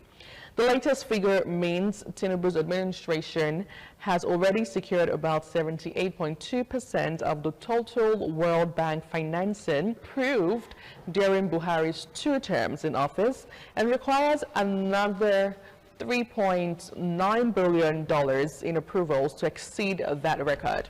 The data further showed that the World Bank loans approved under President Tinubu have surpassed those listed under Buhari's first term by more than $5.8 billion. According to World Bank data, projects approved under Buhari's first term amounted to about $5.5 billion. Now, using the figures obtained in the World Bank database, Tinubu's current approvals exceed Buhari's first term total by about 105%. However, of the $11.4 billion approved under Tinubu, only $2.3 billion had been disbursed, as the latest update on the World Bank website, leaving $8.41 billion available for disbursement. This represents a disbursement rate of about 20.3%. By comparison, projects approved during Buhari's administration have recorded much higher implementation levels. Out of the $14.9 billion approved during his presidency, $11.9 billion had been disbursed, while $1.53 billion remained available.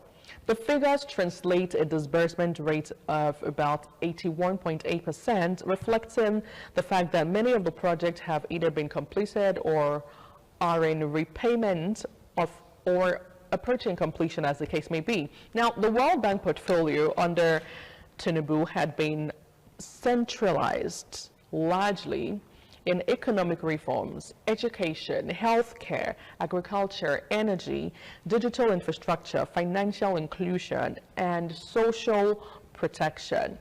The single largest approval came in June 2024 when the World Bank approved a $2.5 billion financing package comprising the $1.5 billion Nigeria reforms for economy stabilization to enable transformation development policy funding, and the $750 million Nigeria Accelerating Resource Mobilization Reforms Program for results. According to World Bank, the financing was designed to support Nigeria's economic reform program, strengthen macroeconomic stability, improve domestic revenue mobilization, and protect poor and vulnerable households during the implementation of reforms. The World Bank said the package was intended to support the federal government's ongoing reforms, including exchange rate reforms, fiscal consolidation, and the measures aimed at strengthening public finances.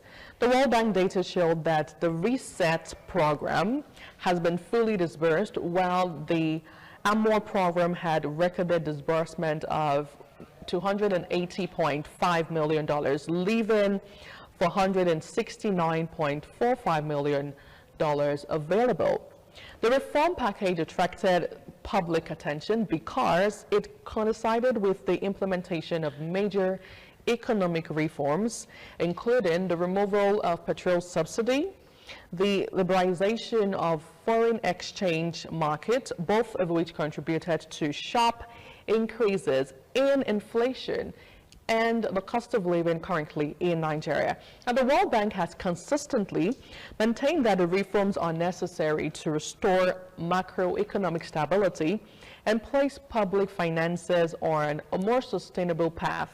Although several labor unions, civil society groups, and opposition politicians have criticized the pace of the reforms and their impact on households.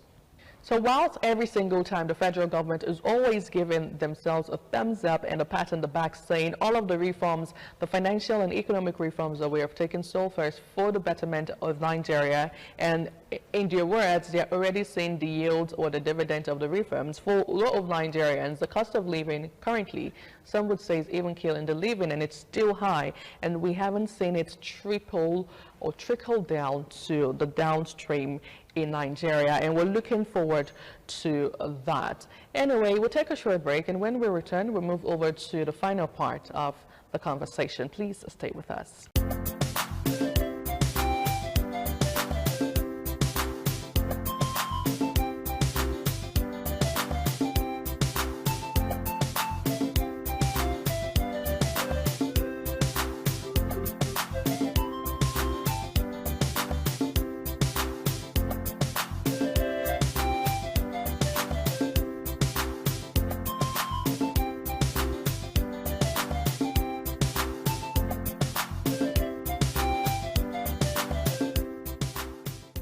Welcome back. If you're just joining us, you're on to Business 360 right here on Independent Television with me, Anuoluwapo Stevens. Now let's talk about electricity. But this time around, not in Nigeria, but in countries Nigeria actually sell power to. As we got a shocking report that countries like Benin, Togo, and Niger owe Nigeria 17.4 billion Naira electricity debts. Electricity customers in Togo, Benin, and the Niger Republic owe Nigeria about 17.4 billion Naira for power supplied in the first quarter of this year, 2026, after remitting only 27.57% of the $17.48 billion billed to them during the period. Now, findings from the Punch from the latest report of the Nigeria Electricity Regulatory Commission have shown. The report showed that the three international bilateral customers collectively paid $4.8 million out of the $17.48 million invoiced by the market's operator, leaving an outstanding debt of $12.6 million, equivalent to about 17.5 billion Naira at the exchange rate of 1,378 Naira to the dollar. At an exchange rate of 1,378 Naira to a dollar. The development came despite Nigeria's continued electricity exports to neighboring West African countries under bilateral power supply agreements with generation companies operating in the Nigerian electricity supply industry.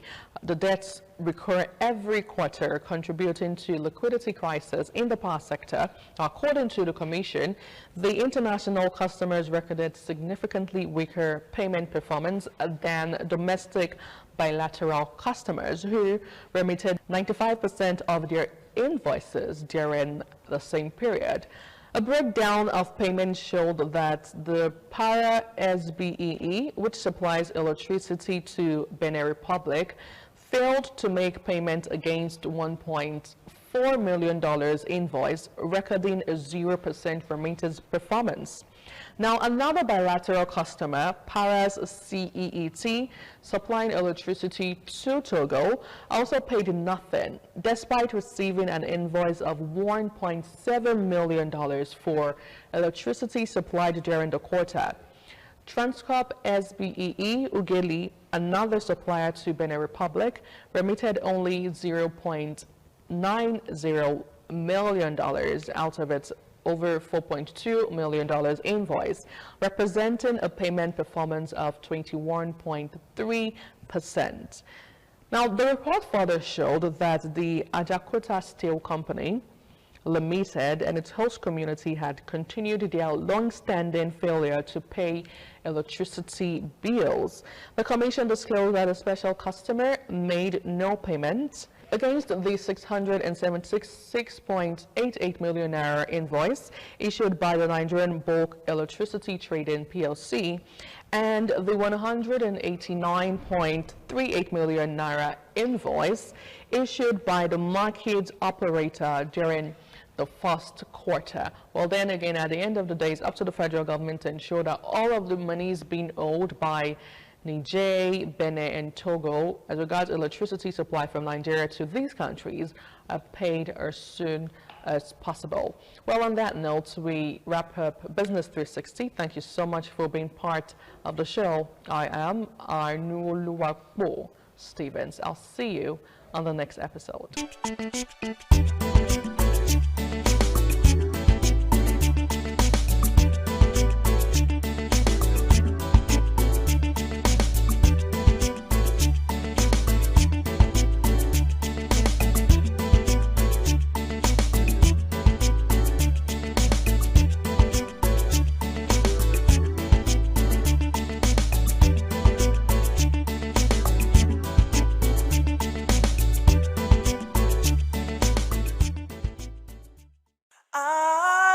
ITV, certainly the best.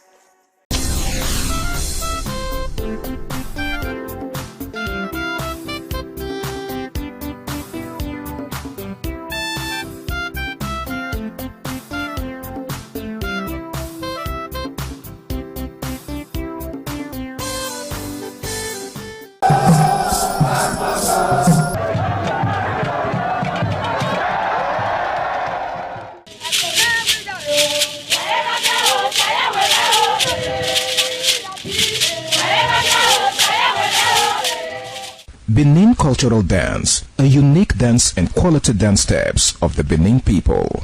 This dance is a vibrant mix of traditions, arts and beliefs, deeply rooted in the country's diverse ethnic groups and their rich history. The dance has artistic expressions depicting the people's history. Benin people have been famous for bronze and brass work, some of which is said to date back from the 13th century, especially ivory and wood carving.